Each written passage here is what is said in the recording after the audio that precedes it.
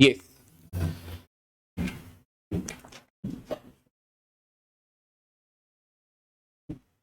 A very good afternoon. So today we are calling Chinar. She has scored 6th rank in Haryana Judicial Services. And she has made us proud by securing in top 10, a rank in a top 10. And let's call and let's take some guidance from her, and a lot of guidance as a student also, as a teacher also.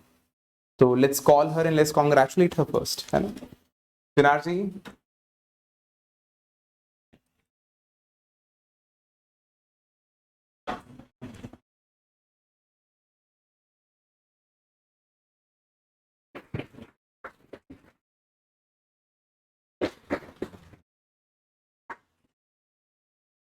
you so much. Congratulations on your result. तो ये हमारी छोटी सी class है. आज आपको तंग करेंगे, आपसे सवाल जवाब करेंगे, and please have a seat. It's a huge class, by the way. तो Not just a small class. चिनार जी की हम थोड़ी सी तारीफ करते हैं पहले, जो प्रथा भी है और शी डिजर्व्स ऑल्सो. हमारे पास चिनार जी ने ज्वाइन किया था 2016 में. 16 में ज्वाइन किया था. उस टाइम पे आई थिंक ये 4th ईयर में होते थे. 2016 में आए, 17 में आए, 18 तक शी वॉज देयर. उसके बाद 2018 में शी स्टार्टेड टीचिंग. तो मुझे करियर इनके साथ अपना बड़ा रिलेटेबल लगता था कि even when I completed my law I started teaching, and इनका भी सेम ही था. एंड सबसे बड़ी बात, उस टाइम की तीनों फेमस अकेडमीज में इन्होंने टीच किया है. तो she taught in my academy also. After completing, I think 2018 के बाद आपने सबसे पहले हमारे पास ही पढ़ाया था.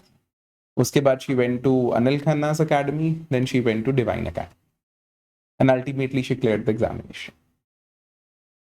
तो चले, मैं चिनार जी को I just pass on the mic to her, and जो भी आपकी क्वेरीज है आप उनसे पूछें, और इतना I can guarantee you she will give you a blunt answer to it, a straightforward answer to it. Please. First of all, thank you so much, sir. I am meeting you after a really long time. ये बड़ी खुशी की बात है, because as you know, your teacher, he is heavily busy. तो वो अपने present students में इतने बिजी होते हैं. I understand being a teacher कि आप अपने प्रीवियस स्टूडेंट्स को शायद उतना टाइम नहीं दे पाते हैं, because he is a very dedicated teacher. And I think हमारा छोटा सा जो आज इंटरैक्टिव सेशन होगा, मुझे लगता है आपके सवाल रादर कम ही होंगे, because I feel you are in the best hands. I was in the best hands and this is the end product. तो आप खुद ही समझ जाएंगे कि आप भी एंड प्रोडक्ट्स बड़ी जल्दी बनने वाले हैं. तो ये तो आप ऑफ कोर्स इतनी लंबी क्लास बैठी है तो किसी रीज़न से ही बैठी है. And I feel in the tri city is the most loved teacher. Her student बड़ा ही प्यार करते हैं सर को, जैसे हम सर के साथ बड़े ही अटैच हैं और बड़े ही क्लोज हैं. बाकी आप अपने पहले मुझसे सवाल पूछें, फिर मैं अपनी थोड़ी सी जर्नी आपके साथ ज़रूर डिस्कस करूँगी. पर पहले इनिशिएशन आपसे करते हैं. आपके क्या कोई सवाल हैं प्रिपरेशन को लेकर के, या जो डिफ़िकल्टीज़ आपको आती हैं वो मैं अपने एक्सपीरियंस की हेल्प से हो सकता है आपकी हेल्प कर सकूं. Any questions? ऑफ कोर्स आप प्रिपरेशन में तो हैं, I suppose, not just in the class but self study की बात कर रही हूँ मैं, कि आप एक टारगेटेड अप्रोच के साथ ज़रूर चल रहे होंगे. तो आप उस फेज़ में तो हैं. आपको अकेडमी ज्वाइन किए हुए कितना टाइम हो चुका है सबको? It's around I think 2 or 3 months. 2 or 3 months. तो मतलब बिल्कुल फ्रेश स्टार्ट है आप सबका. And I think most of you all are pursuing law. हाँ, ऑलराइट. तो फिर तो थोड़ा सा और टफ होता है मैनेज करना अपने कॉलेज को विद द एकेडमी. तो आई थिंक सबसे पहला प्रॉब्लम जो मैक्सिमम लोगों को आ रहा होगा is time management, because I have gone through the same phase. Because जब मैंने सर को ज्वाइन किया था तो I think I was in my 7th और 8th semester, the 4th year, BCom LLB honours, Punjab university. मैं वहाँ की एलुमनाई रही हूँ. तो मुझे भी ये प्रॉब्लम आती थी, बिकॉज आई थिंक आपकी क्लासेस 2 to 7 या प्रॉब्ली 5 तक चलती होंगी. 2 to 5. हाँ. तो आई थिंक सबसे बड़ा प्रॉब्लम आपको ये आता है कि जब आप कॉलेज से आते हैं you feel a little exhausted and tired. तो आई थिंक उसके लिए सबसे बड़ा energy booster is this man himself.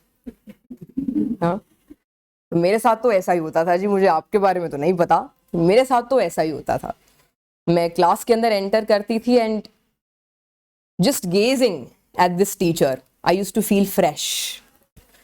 ये चाहे जितने मर्जी थके हुए हैं, पर इनके चेहरे पे कभी थकान नहीं दिखती थी. तो आई थिंक ये एक ऐसी चीज़ थी जो मैंने इनसे बोरो की थी एज अ टीचर, बिकॉज मैं भी इसी बेंच से उठ करके देन टीचर बनी एंड आप जैसे बच्चों को पढ़ाया है एंड जजेस बनाया है. तो आई थिंक सबसे पहला लेसन जो मैंने इनसे लिया है कि बेशक आप जितना मर्जी थके हुए हैं, लेकिन आप ऐसा फील करें मेंटली कि आप थके हुए नहीं हैं. तो I think it's all about the mind and your mind set. अगर आप थकान फील करेंगे तो आपको थकान होगी. अगर आप चार्ज्ड अप फील करेंगे तो आपको क्लास में सब समझ में भी आएगा और वो रिटेन्ड भी रहेगा. तो पहली चीज़ तो ये याद रखिएगा, जब आप क्लास के अंदर बैठे हैं, आप बेशक जितना मर्जी थके हुए हैं, each and every word that is coming out of the mouth of your teacher is of utmost importance to you all. Because अपने पर्सनल एक्सपीरियंस से बता रही हूँ, इनके पढ़ाए हुए कितने कॉन्सेप्ट्स और रैंडमली बताई हुई कितनी चीज़ें और इंटरलिंकिंग मेरे कहाँ कहाँ काम आई हैं, I just can't tell you. Because मैं अदर को करिकुलर एक्टिविटीज़ में भी बहुत पार्टिसिपेट करती थी, तो मेरा सेल्फ स्टडी का टाइम ऑटोमेटिकली बहुत कट डाउन हो जाता था. College to the academy and then उसके बाद कॉलेज की other extra cocurricular activities, तो सेल्फ स्टडी का टाइम बहुत लिमिटेड होता था. तो मैं क्लास में इस तरीके से सर को सुनती थी कि वो परमानेंटली यहाँ इम्प्रिंट हो जाए, मुझे दोबारा उस चीज़ को जा करके खोलना ना पड़े, या खोलना पड़े तो महीने 2 महीने के बाद भी जा करके खोल रही हूँ तो still everything is still fresh in the mind. तो आई थिंक वो आपके अपने ऊपर है. जब आप क्लास के अंदर बैठे हैं, आप इस माइंडसेट के साथ बैठे हैं और इस फोकस के साथ बैठे हैं कि आप एक एक वर्ड को अंदर इम्बाइब कर रहे हैं, तभी आपकी कोचिंग या अकेडमी आपके लिए फ्रूटफुल होगी. नॉट जस्ट दिस अकेडमी, आप किसी भी अकेडमी के अंदर पढ़ें, इवन कॉलेज. एंड इसके साइमल्टेनियसली मैं आपको एक और चीज़ सजेस्ट करती हूँ. For the sake of academy, don't miss your semester classes. Never do that. Because अगर आप सेमेस्टर क्लासेस मिस करेंगे, उसका इम्पैक्ट क्या होगा? सेमेस्टर के अंदर और भी अदर सब्जेक्ट्स हैं जो जुडिशरी के सिलेबस में नहीं हैं, तो आप उसमें लैग करेंगे, देन आप सेमेस्टर के अंदर मार्क्स लूज करेंगे. या फिर वो सब्जेक्ट अगर आपने क्लास में पढ़ा नहीं होगा, तो फिर घर जा करके उस सब्जेक्ट को खुद से पढ़ना पड़ेगा, तो आपका टाइम वेस्ट होगा. तो आप सेमेस्टर की क्लासेस को प्लीज़ मिस नहीं करें. तभी आई थिंक आप सबने इवनिंग बैच ऑप्ट किया हुआ है, तो मॉर्निंग में प्लीज़ सेमेस्टर की एक एक क्लास लगाएं. आपको बेशक वो टीचर पसंद हो या ना पसंद हो, सिर्फ अटेंडेंस के सेक के लिए आप सेमेस्टर की क्लासेस ना छोड़ा करें या लगाया करें, या कैंटीन में ज़्यादा टाइम ना वेस्ट किया करें, खास करके जो पंजाब यूनिवर्सिटी के स्टूडेंट्स हैं. आई नो कि आप सेमेस्टर की क्लासेस बहुत कम लगाते हैं, तो प्लीज़ सेमेस्टर की क्लासेस को मिस नहीं करें. साइमल्टेनियसली आप अकेडमी के अंदर बहुत ही कॉशियसली एंड बहुत ही एफिशिएंटली एक एक वर्ड को सुने और समझें. नंबर 2, जब भी आपको कोई भी डाउट होता है, आप इंस्टेंटली अपने टीचर से पूछा करें, या जो भी आपके क्लास का पैटर्न है, या आपके डाउट्स बाद में एंटरटेन किए जाते हैं या साइमल्टेनियसली एंटरटेन किए जाते हैं. अगर बाद में भी एंटरटेन किए जाते हैं, जो भी डाउट आपके दिमाग में आता है, प्लीज़ उसे कॉपी के अंदर जॉट डाउन करें एंड अपने टीचर के साथ क्लैरिफाई ज़रूर करें. जो मुझे लगता है बहुत कम पॉसिबिलिटी होती है इनके साथ, क्योंकि बहुत कम सर ऐसा चांस छोड़ते हैं कि स्टूडेंट के मन में कोई डाउट रह जाए. बिकॉज बहुत बार ऐसा होता है कि लेक्चर का इनिशिएशन होता था और मेरे मन में एक डाउट होता था एंड वो दिमाग में अटका रह जाता था, एंड जैसे ही लेक्चर कंक्लूड होने लगता था, वो डाउट मेरा ऑटोमेटिकली क्लियर हो जाता था. मुझे ये कभी समझ में नहीं आता था व्हाट इज़ दिस कनेक्ट, कि इनको समझ में कैसे आया कि मेरे मन में डाउट था. बट आई थिंक इनके लेक्चर का जो स्ट्रक्चर है वो इस तरीके से डेवलप्ड है कि आपके मन में कोई डाउट तो जनरली नहीं रहेगा. तो ये 2 सजेशंस पहली मेरी तरफ से आपको ज़रूर रहेंगी कि एकेडमी के अंदर बिल्कुल डिवोटेडली आप टाइम स्पेंड करें and not to miss your semester classes. इसके अलावा इस पर्टिकुलर एग्जामिनेशन के अंदर आपकी सेल्फ स्टडी आपको सबसे ज़्यादा मदद देने वाली है.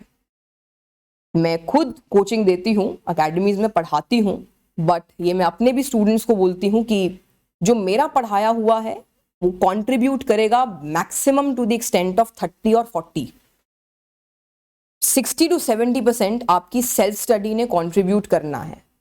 अदरवाइज आप खुद देखें, टीचर तो सेम ही है, लेकिन एक बैच में से मुश्किल से 5 या 10 बच्चे ये एग्जामिनेशन को क्लियर करते हैं।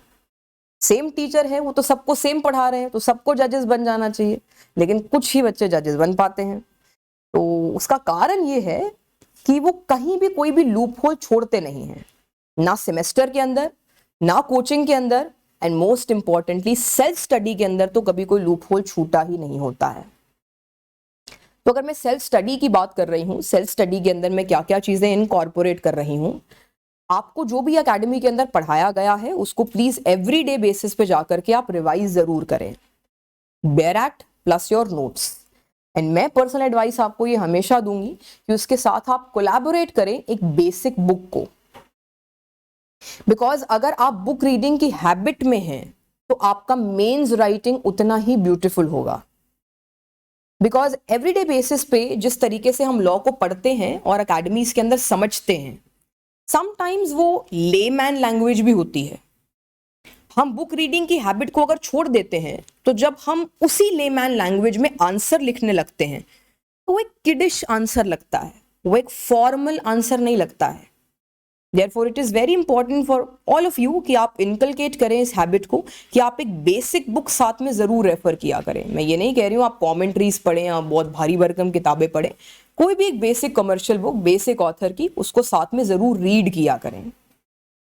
एंड आई थिंक सर और मेरा पढ़ाने का तरीका मैंने इनसे ही बोरो किया है, मुझे लगता है most of my teaching pattern.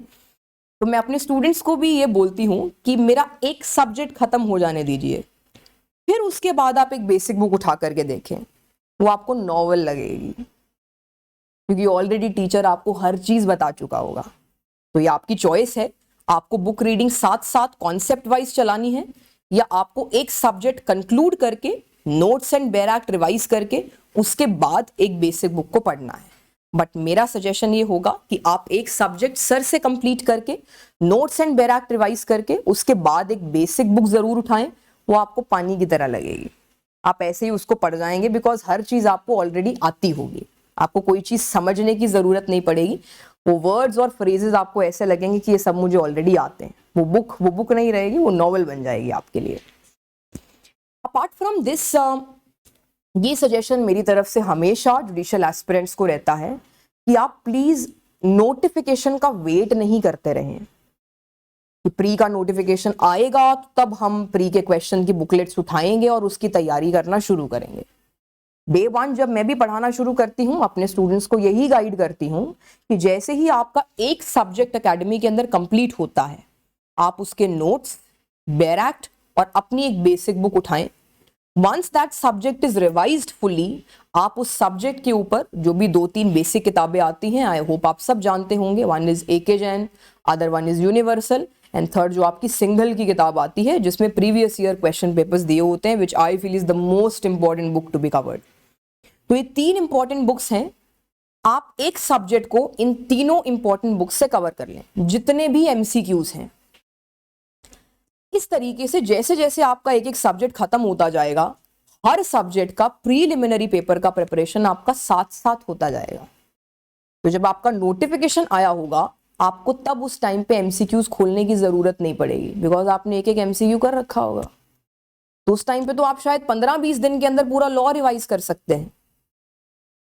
अगर इस तरीके से आप प्री की तैयारी सब्जेक्ट स्पेसिफिक करते हैं, एक सब्जेक्ट एकेडमी में कंप्लीट किया, साथ साथ उसके प्री के क्वेश्चंस भी कर लिए। इसके अंदर भी छोटी सी एडवाइस मैं आपको दे देती हूँ, बिकॉज प्री के पेपर के लिए आपको 2-3 फंडामेंटल्स डेवलप करने पड़ते हैं। नंबर 1, कंसेप्चुअल क्लैरिटी, उसके बिना तो कोई पेपर निकल ही नहीं सकता।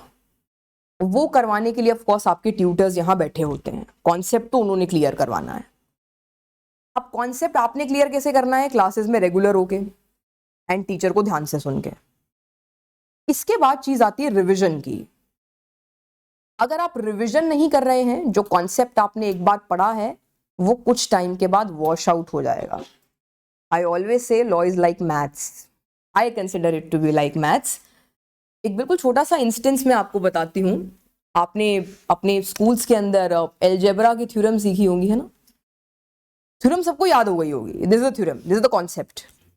लेकिन अगर उस थ्योरम के ऊपर आपने 3, 4, 10 क्वेश्चंस प्रैक्टिस करके नहीं देखे हैं, आपका आंसर पेपर में गलत होना ही होना है. सेम चीज लॉ के साथ है. आपने कॉन्सेप्ट पढ़ लिया, समझ लिया, लेकिन law is not just about understanding the concept and memorising it. It is also about application of the law to a given proposition और अ गिवन फैक्ट. वो प्रैक्टिस आपके एमसीक्यूज करवाते हैं.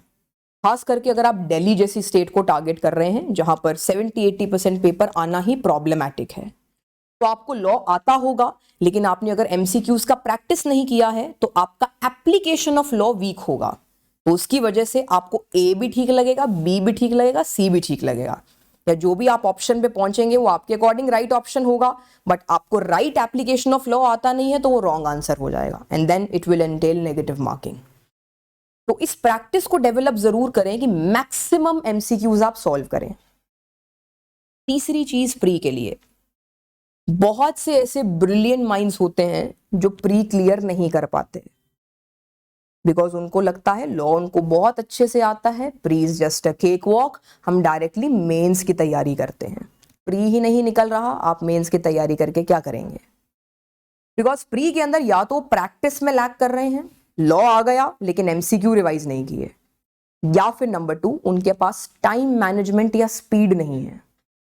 पंजाब हरियाणा के अंदर आपके पास 125 क्वेश्चंस आते हैं जिसके लिए आपको 120 मिनट मिलते हैं. तो प्रिसाइजली आपके पास एक क्वेश्चन को सॉल्व करने के लिए 1 मिनट होगा, रादर 1 मिनट से भी कम होगा. बिकॉज हम सब के पास एक फिक्स क्राइटेरिया होता है, बिकॉज हर स्टेट में नेगेटिव मार्किंग है. जिस क्वेश्चन को लेकर के हम श्योर नहीं है हम उसको सर्कल करते हैं कि तो बाद में देखेंगे. तो उन क्वेश्चंस के लिए भी आपको अलग से 15-20 मिनट तो निकाल के रखने हैं. तो टेक्निकली तो वो 120 मिनट तो हुए ही नहीं, तो 2 घंटे तो नहीं हुए, उसमें से आपने 15-20 मिनट निकाल दिए हैं. तो रादर 1 मिनट से भी कम टाइम, रादर 40 to 45 सेकेंड्स, उसके अंदर आपका एक क्वेश्चन सॉल्व होना चाहिए. एंड दिल्ली वो ज़्यादा टाइम कंज्यूमिंग है बिकॉज स्ट्रेट क्वेश्चंस नहीं डालती है, वो ज़्यादा application of mind, problematic question ज़्यादा पूछती है, तो उनके क्वेश्चन सॉल्व करने में और भी ज़्यादा टाइम लगता है. तो अगर आपने ये स्पीड ही डेवलप नहीं की है कि मुझे फटाफट क्वेश्चन को पढ़ना है, फिर ऑप्शंस को भी आप कम से कम 2 या 3 बार पढ़ते हैं बिकॉज आप नर्वस होते हैं, एंड देन आप चाहते हैं कि आप डबली श्योर हो सकें अपने आंसर को लेकर के, तो आप क्वेश्चन भी 2 बार पढ़ेंगे और ऑप्शंस भी 2-3 बार पढ़ेंगे, तो उसमें टाइम लगता है. दिस इज वाई ये मेरा हमेशा पर्सनल सजेशन होता है, जब आप एक सब्जेक्ट रिवाइज करके प्री के क्वेश्चन सॉल्व करने के लिए जाते हैं, always use a stop watch. ये मैंने खुद के साथ यूटिलाइज करके देखा है, इसके बेस्ट रिजल्ट्स हैं. जो मेरा सजेशन होता है अपने स्टूडेंट्स के लिए भी और आपके लिए भी, आपकी इनिशियल स्पीड कम से कम 1 घंटे के अंदर, मतलब 60 मिनट के अंदर एटलीस्ट 70 to 80 क्वेश्चंस की होनी चाहिए. आप 1 घंटे के अंदर 70 से 80 क्वेश्चन सॉल्व करें, एंड ये speed if you ask me should increase to at least 90 questions in an hour. उसका एक कारण बता देती हूं.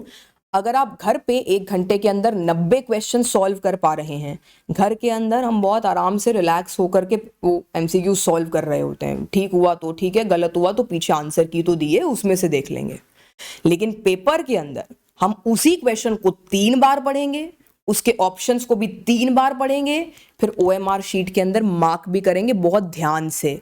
बिकॉज हमारे 2-3 क्वेश्चन तो इस चक्कर में गलत होते हैं, हमने मार्क करना है क्वेश्चन नंबर 31 को लेकिन मार्क कर दिया 32 को, तो गलत हो गया, नेगेटिव मार्किंग चली गई, तो टाइम और ज्यादा लग जाता है. तो अगर घर पे अगर आपकी स्पीड 90 क्वेश्चंस की है इन एन आवर, तो वो पेपर में रिड्यूस हो जाएगी 60 क्वेश्चंस पर आवर. तो प्लीज स्टॉप वॉच जरूर आप यूटिलाइज करें. मैं ये नहीं कहूंगी कि रोज करें, एक बार अगर आपकी स्पीड बन गई तो कुछ टाइम के बाद छोड़ दें, फिर 1 महीने के बाद जब आपने क्वेश्चन उठाने शुरू हुए, ऑन एंड ऑफ आप स्टॉप वॉच को यूज करते रहें, ताकि आपकी तीनों चीजें क्लियर रहें, conceptual clarity, regular revision, and thirdly your speed, that is time management. And आपको वहां क्लॉक प्रोवाइडेड होती है प्री के पेपर के अंदर. जैसे 1 घंटा पूरा हो जाता है, प्लीज आप देखते जाएं 1 घंटा अगर पूरा हो गया है तो कम से कम 70 क्वेश्चंस आपके होने चाहिए, एटलीस्ट 65। अगर नहीं हुए हैं तब तक तो प्लीज स्पीड इंक्रीज कर दें, because another 1 hour is pending. ऐसा हो सकता है कि जो पीछे वाले क्वेश्चंस हैं वो आपको सारे आते थे, लेकिन आप आगे वाले क्वेश्चंस के ऊपर इतना टाइम डिवोट करके आ गए कि उसके अंदर आधे गलत थे, आधे आपने अटेम्प्ट ही नहीं किए, और जो पीछे वाले क्वेश्चंस छूट गए उन सब क्वेश्चंस का आपको आंसर पता था, तो आप प्री में रह जाएंगे। तो बहुत जरूरी है कि 1 घंटे के अंदर साथ साथ चेक करते रहें पेपर के अंदर कि आपके एटलीस्ट 65 to 70 क्वेश्चंस 1 घंटे के अंदर कवर हो चुके हों, ताकि लास्ट में आपके पास 15-20 मिनट और बच जाएं, जो क्वेश्चंस के ऊपर आपको दोबारा से सोच विचार करना है, उसके अकॉर्डिंग आपको आंसर शीट भरनी है। अनदर इंपॉर्टेंट एस्पेक्ट जो आपको प्री के लिए मैं बता रही हूँ, most of you all I think आप पंजाब हरियाणा को ज़्यादा टारगेट करते हैं। हमारी अकेडमीज के अंदर यहाँ पंजाब हरियाणा को टारगेट करने वाले बच्चे ज़्यादा होते हैं, उनकी स्ट्रेंथ कंपैरेटिवली ज़्यादा होती है। अगर आप अदर स्टेट्स की भी बात करें, आप हिमाचल की बात करें, आप राजस्थान की बात करें, अगर आपने पास्ट ईयर ट्रेंड्स देखा है तो आपने ये चीज़ अब तक जानी होगी, इंक्लिनेशन सिविल लॉ और माइनर लॉ के ऊपर ज़्यादा बढ़ती जा रही है। प्री के अंदर भी कंपैरेटिवली आईपीसी में से अब कम क्वेश्चंस आ रहे हैं। अगर मैं लास्ट 2 साल को देखूं तो हम जनरली क्या करते हैं, मेजर लॉज के ऊपर इतना टाइम स्पेंड कर देते हैं कि माइनर लॉज हमारे पीछे ही छूट जाते हैं। आप दिल्ली का पेपर उठा करके देखें, एसआरए के ऊपर ही आई थिंक 8 क्वेश्चंस थे। आप इस बार का भी अगर हरियाणा जो अभी मैंने क्लियर किया है उसका मेंस का पेपर उठा करके देखें, civil law 1 200 marks, 40 marks were allotted to SRA alone. उससे पिछला अगर आप 2019 हरियाणा उठा करके देखें, main civil law 155 marks were allotted to just contract. तो प्लीज माइनर लॉस को आप इग्नोर ना करके चलें। ऐसा नहीं है कि सारा टाइम माइनर पे ही लगा दें। There is a presupposition कि आपके मेजर्स बहुत स्ट्रांग हैं, उसके बिना तो पेपर निकलेगा नहीं, बट माइनर्स को आप इक्वल टाइम डिवोट करें, तब एक बैलेंस्ड अप्रोच बनेगी, फिर आपका पेपर इजीली निकल सकता है। ये सेम अप्रोच आपको प्री के लिए भी रखनी है एंड मेंस के अंदर भी रखनी है। प्री के अंदर एक और छोटा सा टिप मैं आपको दे देती हूँ। प्री के अंदर जनरली हम लोग क्या मिस्टेक करते हैं, out of our own foolishness, paper जितना सिंपल आता है ना, हम उतने रिलैक्स्ड फील करते हैं पेपर के अंदर। अरे सिंपल सा पेपर है, ये तो हो ही जाएगा। पहले 10-12 क्वेश्चन से आपको आइडिया हो जाता है पेपर का लेवल क्या आया है। फिर जैसे हमारा माइंड एक रिलैक्स जोन में जाता है ना, फिर हम गलतियां करते हैं, सिली मिस्टेक्स, क्योंकि हम ध्यान से पढ़ ही नहीं रहे हैं। क्वेश्चन की लैंग्वेज के अंदर डू लिखा है, हमने डू नॉट पढ़ लिया, लिखा ही नहीं है नॉट, या डू नॉट लिखा है, या लिखा है which of the following is not, not पढ़ा ही नहीं, सिर्फ इज पढ़ा है। इस चक्कर में आपका 1 क्वेश्चन 2 क्वेश्चन 3 क्वेश्चन गलत हो गए, खुद से ही वर्ड उसके अंदर इंक्लूड कर दिया है, खुद से ही हमने सब्ट्रैक्ट कर दिया है। नेचुरली फिर आपका answer will go wrong.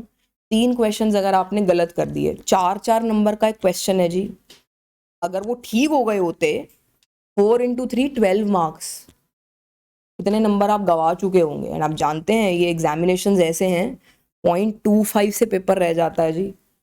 And ये ऐसा तो है नहीं कि अगर आपका प्री क्लियर हो गया था और मेंस रह गया तो नेक्स्ट ईयर आप डायरेक्टली मेंस में बैठेंगे। It's a new journey, fresh start. आपको फिर से प्री की तैयारी करनी है, फिर मेंस देना है, फिर इंटरव्यू देना है। तो प्लीज इस चीज को दिमाग में बिठा करके प्री दें कि this is the final test, मुझे मेरा 100% देना है। तो प्लीज बड़े अटेंटिवली क्वेश्चंस को सॉल्व करें, एंड ये OMR शीट भरने में तो बिल्कुल भी गलती ना करें। क्वेश्चन नंबर देखें, ऑप्शन आपने क्या देखा था उसके अकॉर्डिंग एट पेस आप मार्क करते रहे आंसर्स को, बिकॉज ये भी गलतियां बहुत कैंडिडेट्स करके आते हैं, मार्क कुछ और करना था, गलती से कर कुछ और दिया। अब उसका कोई इलाज तो है नहीं, आप फ्लूइड यूज कर नहीं सकते हैं, वंस मार्क्ड इट्स मार्क्ड। तो प्री के अंदर प्लीज ऐसी मिस्टेक्स आप ना करें। एंड पंजाब हरियाणा के अंदर ज्यादातर क्वेश्चंस अब सेक्शन बेस्ड आते हैं। रादर अगर आप 2013 का पेपर उठा करके देखते हैं, 70% of the preliminary paper was based on sections alone. कोई कॉन्सेप्ट पूछा ही नहीं था, सिर्फ सेक्शन पूछे गए थे, इस सेक्शन में क्या है, इस सेक्शन में क्या है। आप उत्तराखंड का पेपर देखें पिछला, वो भी ऐसा ही था, सेक्शन बेस्ड। अब इसमें स्टूडेंट्स का एक क्वेश्चन होता है, मैम सेक्शन याद करके क्या होगा, हमें लॉ तो आता है। That's a way of the state to create a competition.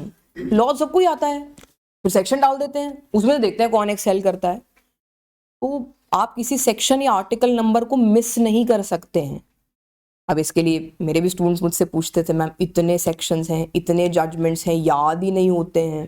तो हम सर से भी पूछते होते थे, तो सर हमसे उस टाइम पे मजाक करते थे कि वो ना एक रामदेव की पता नहीं कौन सी जड़ी बूटी आती है, तो आप वो खा लें, फिर उससे आपका दिमाग ठीक हो जाएगा, या आपने बादाम कम खाए हैं। तो कुछ बच्चे थे वो वाकई में इसको सच मान लेते थे। इनके बैच में थे। हाँ, तो मेधावती करिकुलम। हाँ मेधावती मेधावती ले लें आप। तो ऐसा कुछ नहीं है जी, मैं आपको बता रही हूँ, इसका कोई इलाज नहीं है, इलाज सिर्फ आपके हाथ में है।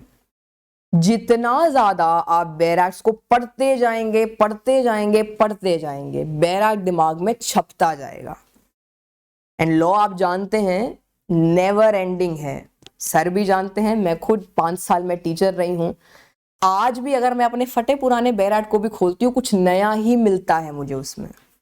ऐसे लगता है ये सेम बैराक है ही नहीं, कुछ नया निकल आया है इसमें से भी। तो लॉ को पढ़ते जाएं पढ़ते जाएं, constant revision is the only की सेक्शंस को याद रखने के लिए और जजमेंट्स को याद रखने के लिए। देखिए कुछ बच्चे ऐसे होते हैं जिनको पहली बार पढ़ के छप गया। आई वॉज फॉर्चुनेट, मैं ऐसी बच्ची थी।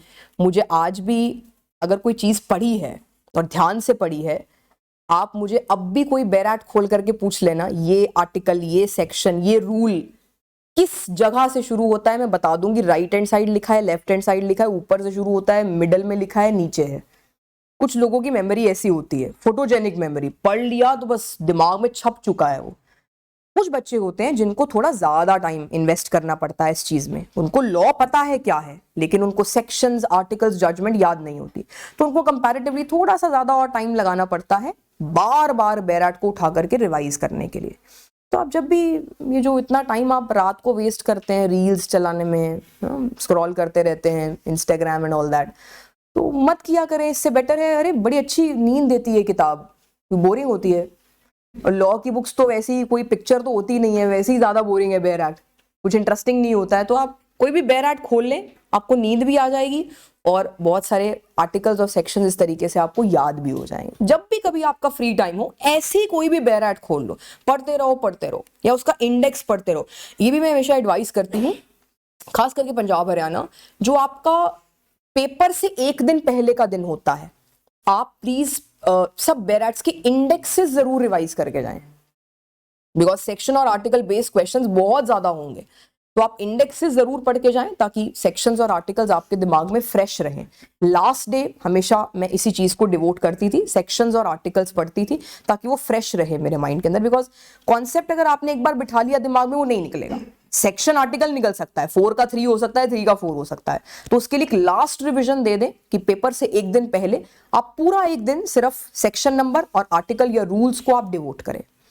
बहुत सारे बच्चों को सीपीसी के रूल्स में प्रॉब्लम आता है, इतने सारे रूल्स और बाकी तो इनैक्टमेंट्स याद हो जाती हैं, बट सीपीसी के रूल्स याद रखने में बहुत प्रॉब्लम आती है। उसका एक सिंपल सा तरीका है जी। आज मैं अगर आपको बोलूं ऑर्डर 7 प्लेंट, उसमें से कौन से 3-4 इंपॉर्टेंट रूल्स हैं, आप मुझे ऐसे ही बता देंगे। रिजेक्शन है जी, रिटर्न है जी, डॉक्यूमेंट्स वाला है, और कोई है ही नहीं। आपको पता है कौन से इंपॉर्टेंट रूल्स हैं जिसके ऊपर सर ज्यादा स्ट्रेस दे रहे हैं, समझ में आ जाता है। सिर्फ वही रूल्स आपको याद रखने होते हैं, अदर रूल्स को सिर्फ पढ़ना होता है बेसिक नॉलेज के लिए, लेकिन प्री के लिए आपको वही इंपॉर्टेंट रूल्स याद रखने हैं। वो इंपॉर्टेंट रूल्स याद हैं तो फिर आपका प्री भी निकल जाएगा, आपको प्रॉब्लम नहीं आएगी। बट ये सीपीसी सीआरपीसी के अंदर वो आपको मंथ्स, ईयर्स और डेट याद रखनी, 90 दिन कहाँ है, 30 दिन कहाँ है। तो उसके लिए भी मैंने ये एक सिस्टम बनाया हुआ था कि लास्ट वाले डे में मुझे इंडेक्सेस याद करने हैं, एंड जहां भी सीपीसी सीआरपीसी में डेज वाले सेक्शंस या क्लॉजेस हैं, या ईयर्स लिखा है, मंथ्स लिखा है, उसको एक बार क्विकली रिवाइज जरूर करना है, बिकॉज वो एक ऐसी चीजें हैं जो दिमाग से निकल जाती हैं। इसकी हेल्प से जैसे ही आपका प्री क्लियर होता है, आई होप ये सब आप जानते होंगे कि प्री के लिए कोई मिनिमम क्राइटेरिया नहीं है। हर साल हर स्टेट का अपना एक कट ऑफ निकलता है, जनरल कैटेगरी का अलग एंड रिजर्व कैटेगरी का अलग। आपके मार्क्स अगर उस कट ऑफ के जितने हैं या कट ऑफ से ज्यादा हैं, सो आप मेंस के लिए बैठ पाएंगे, अदरवाइज आपको अगले साल फिर से प्री देना पड़ेगा। तो ऐसा कोई मिनिमम क्राइटेरिया नहीं है, तो आपको उस साल की कट ऑफ से ज्यादा मार्क्स लेने पड़ते हैं। जितना आसान पेपर होगा प्री का उतनी ही ज्यादा हाई कट ऑफ जाएगी। जितना टफ पेपर होगा फिर कट ऑफ नीचे गिरने के चांसेस होते हैं। सो मैं तो हमेशा ये बोलती हूँ कि always be scared of an easy paper, because उसकी कट ऑफ बहुत हाई जाती है।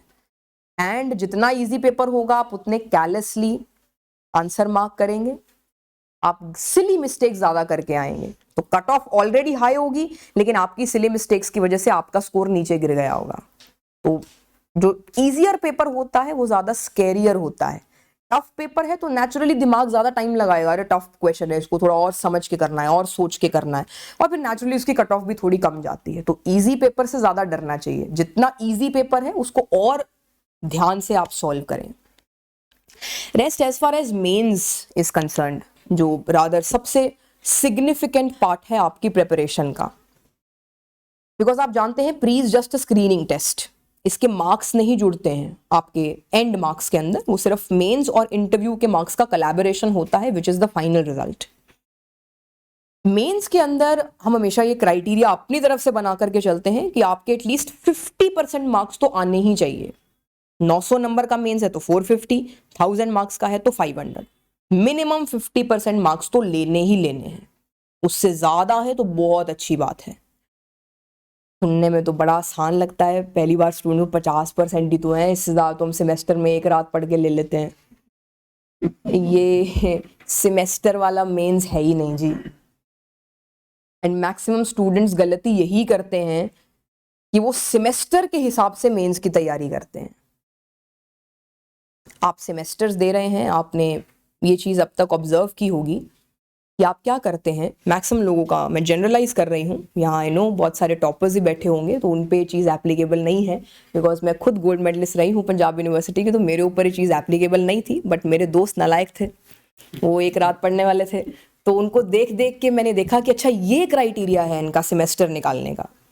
तो आप सबने क्या किया होगा, सेमेस्टर के टाइम पे वो 10 ईयर उठाए होंगे, या वो AK जैन की पतली जो डुक्की आती है, वो पतली पतली किताबें होती हैं तो प्रीवियस ईयर क्वेश्चन या इंपॉर्टेंट क्वेश्चंस दिए होते हैं, तो आप उनको पिकअप करते हैं। पता है हर साल यही क्वेश्चन आ रहा है, वो 15-15 नंबर के 4 क्वेश्चंस आपको लिखने होते हैं सेमेस्टर में। जो आपको आता होता है अपनी सहूलियत और कन्वीनियंस के हिसाब से आप वही टॉपिक प्रिपेयर करके जाते हैं, इसमें से तो आ ही जाएगा।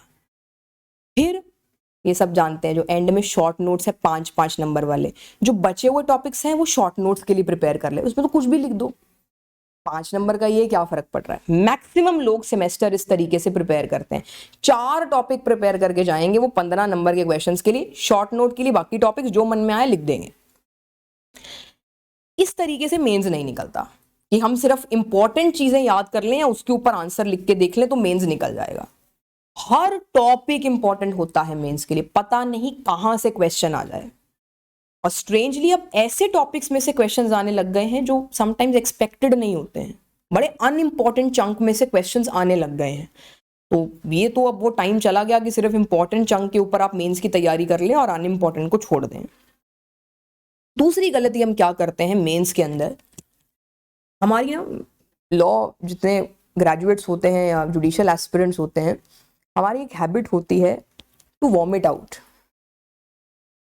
ये आपने सेमेस्टर के अंदर ऑब्जर्व किया होगा, इतना सामान भर लिया है यहाँ पे,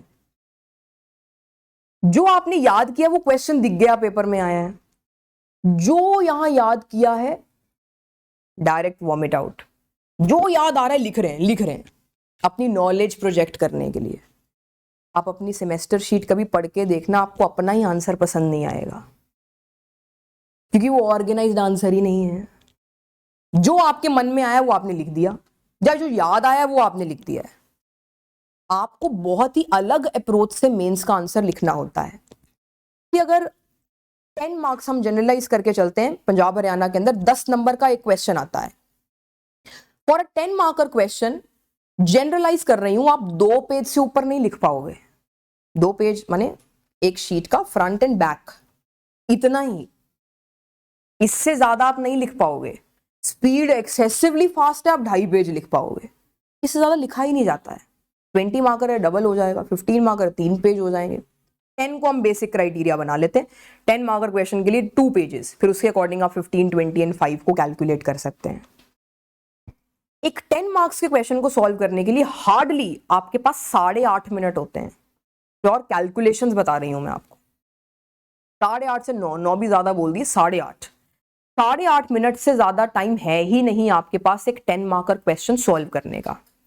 उस 8.5 मिनट में आपको क्वेश्चन को पढ़ना है, आंसर फ्रेम करना है, स्केलेटन एक बनाना है माइंड में, ये लिखना है, ये लिखना है, इसके बाद ये आना चाहिए। फिर उसके बाद हो सकता है प्रॉब्लमैटिक क्वेश्चन है तो उसको और सोचना पड़ेगा, इसमें कौन सा लॉ लग रहा है, कौन सा प्रेसिडेंट लग रहा है, वो ज्यादा टाइम ले जाएगा। जैसे हम क्वेश्चन पढ़ते हैं हमारे दिमाग में मटेरियल इकट्ठा हो जाता है, इस पे ये पढ़ा है, ये पढ़ा है, ये लिखना है। जैसे जैसे मटेरियल दिमाग में आ रहा है उस सीरीज में हम आंसर लिख देते हैं। और अगर हम पढ़ने जाएं तो ऐसा लगता है कि बड़ा ही अनऑर्गेनाइज्ड आंसर है, लिखा सब कुछ है लेकिन मुझे ढूंढना पड़ रहा है कहाँ क्या लिखा है। आई ऑलवेज एडवाइस, आपका मेंस का पेपर ऐसा होना चाहिए कि आपको पेपर चेकर का काम आसान बनाना है। वो पढ़े, ऊपर ऊपर से देख के उसको समझ में आ जाए, इसने तो कुछ छोड़ा ही नहीं, सब कुछ तो लिख दिया और बड़े सीरियल ऑर्डर में लिखा हुआ है। इंपॉर्टेंट चीजों को अंडरलाइन कर रखा है, जजमेंट्स को अंडरलाइन कर रखा है या बोल्ड में लिख रखा है, बड़ा कैची सा इंट्रोडक्शन बना रखा है, इंपॉर्टेंट पॉइंटर्स दे रखे हैं, एंड में एक अच्छा सा कंक्लूजन बना रखा है। प्लस अगर आपकी अच्छी हैंडराइटिंग है तो वो सबसे बड़ा एड ऑन है। बिलीव मी, अपने एक्सपीरियंस से बता रही हूं, अगर आपके पास अच्छी हैंडराइटिंग है, आपका कंटेंट थोड़ा सा वीक भी है, चलेगा, आपको शायद ज्यादा नंबर मिल जाएंगे। ये ह्यूमन साइकोलॉजी है जी। मैं आज आपको सड़ा सा गंदा सा पेपर दे दूं, बहुत अच्छा लिखा, आपको पढ़ने का ही मन नहीं करेगा। लेकिन एक ऑर्गेनाइज पेपर है, बहुत ब्यूटीफुल हैंडराइटिंग है, इंपॉर्टेंट चीजें अंडरलाइंड है, catchy introduction, good conclusion, each and every point is included, beautiful explanation, you will give marks. ये ह्यूमन साइकोलॉजी है। तो अगर आपकी बुरी हैंडराइटिंग है तो मैं तो ये एडवाइस करूंगी, जितना हद तक इम्प्रूव कर सकते हैं कर लें। पर मैं देखती हूँ ना कुछ एकेडमीज के अंदर ये ऐसा गाइडेंस देते हैं, वो आप ना वो ले आए, कर्सिव लिखने वाला क्या होता है, वो बुक होती है, तो वो आप रोज आधा घंटा लगा ले, आपकी हैंडराइटिंग अच्छी हो जाएगी। जो हैंडराइटिंग आपने 25 साल लगा के बिगाड़ ली, वो 25 दिन में कैसे ठीक होगी? तो इसके ऊपर प्लीज टाइम वेस्ट ना करें। बहुत सारे स्टूडेंट्स मैंने देखे हैं लगे हुए हैं हैंडराइटिंग इंप्रूव करने, वो नहीं होने वाली है अब। उससे बेटर ये है कि थोड़ा आंसर ऑर्गेनाइज करके चले। अगर आपकी हैंडराइटिंग थोड़ी बड़ी है तो आप थोड़ा खुला खुला लिखें, एक आधी लाइन बीच में छोड़ दिया करें कि एटलीस्ट पढ़ी तो जाए, रीडेबल तो हो, वो ऐसा क्लस्टर्ड ना लगे आपका पेपर, बहुत ऑर्गेनाइज दिखना चाहिए। हालांकि एवरी क्वेश्चन चाहे पढ़ा जा रहा है या नहीं, वो बहुत ध्यान से पढ़ते हैं। ऐसा नहीं कि गंदी हैंडराइटिंग है तो वो आपका आंसर पढ़ेंगे ही नहीं। बट एक पेपर चेकर है, वो परेशान होगा बुरी हैंडराइटिंग या अनऑर्गेनाइज पेपर देख के कि नहीं देने हैं मुझे मार्क्स, इसको इसने ऑर्गेनाइज तरीके से नहीं लिखा है, हैंडराइटिंग अच्छी नहीं है। तो इंपॉर्टेंट है कि आप, अगर आपकी हैंडराइटिंग थोड़ी सी बुरी है तो थोड़ा कंटेंट आपका ज्यादा स्ट्रांग होना चाहिए। एंड ये वो कंटेंट नहीं है जो आप सेमेस्टर में देते हैं, लंबा चौड़ा introduction, objectives, advantages, disadvantages, conclusion, वो तो पूरा चैप्टर लिखाते हैं आप वहां पे। यहाँ बहुत टू द पॉइंट आपको आंसर देना पड़ता है, बिकॉज 2 पेज है आपके पास एट मैक्स। उसमें एक अच्छा इंट्रोडक्शन भी होगा, डिस्कशन ऑफ लॉ एप्लीकेबल भी होगा, कंक्लूजन भी होगा, काफी सारी चीजें आपको मैनेज करनी है, 2 ही पेज में लिखना है। तो हर चीज ऑल इंक्लूसिव भी होना चाहिए, वो आंसर बड़ा टू द पॉइंट भी होना चाहिए, क्रिस्प होना चाहिए, ऐसा ना लगे कि एक LLB स्टूडेंट ने लिखा है। अब मेरा ये अप्रोच रहता था आंसर राइटिंग करते वक्त, ये तो हर ऑर्डिनरी बच्चा लिखेगा, ये तो मुझे भी लिखना है, लेकिन मुझे ऑर्डिनरी बच्चे से थोड़े ज्यादा मार्क्स चाहिए हैं, तो मैं एक्स्ट्रा ऐसा क्या लिखूं जिससे मुझे एक एज मिल सके। या तो इंट्रोडक्शन बहुत स्ट्रांग बना दो, या केस लॉ का डिस्कशन आप अलग तरीके से कर दो, कुछ ना कुछ एक एक्स्ट्रा एलिमेंट आपके पास होना चाहिए कि पेपर चेकर को लगे इतने पेपर में देखें ये तो नहीं लिखा हुआ था, कुछ अलग हो। बट ऐसा ना हो वो इतना आउट ऑफ द बॉक्स हो कि उसके भी ऊपर से निकल जाए। तो ऐसी कोई इंटरलिंकिंग ना दे आए आप वहां पे कि बहुत सारे बच्चे ऐसे होते हैं इंटरलिंकिंग कराओ। कुछ टीचर्स का भी ये स्ट्रेस होता है, I won't take the names, कई एकेडमिशियंस हैं ऐसे, you should lay heavy stress on interlinking, यहाँ ये इंटरलिंक कर दो। अच्छा है अगर आपको इंटरलिंकिंग आती है, वो इंटरव्यूज में हेल्प करेगी आपके, जब आप उस कुर्सी पे बैठे होंगे आपकी इंटरलिंकिंग स्ट्रांग है, आप बड़ी इजीली लॉ अप्लाई करवा पाएंगे। लेकिन mains is not just about interlinking.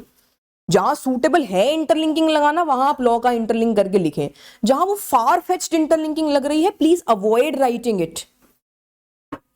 कहने का मतलब क्रक्स देना है आपको मटेरियल का। एंड आप जानते हैं पंजाब हरियाणा के अंदर बेसिक क्वेश्चंस आते हैं जी, किडनैपिंग एब्डक्शन का डिफरेंस, कल्पेबल होमिसाइड मर्डर का डिफरेंस। एंड आपको जानकर के हैरानी होगी पंजाब हरियाणा के अंदर 80 to 90% paper pure theoretical in the sense no problems asked, सीधे क्वेश्चंस हैं बिल्कुल।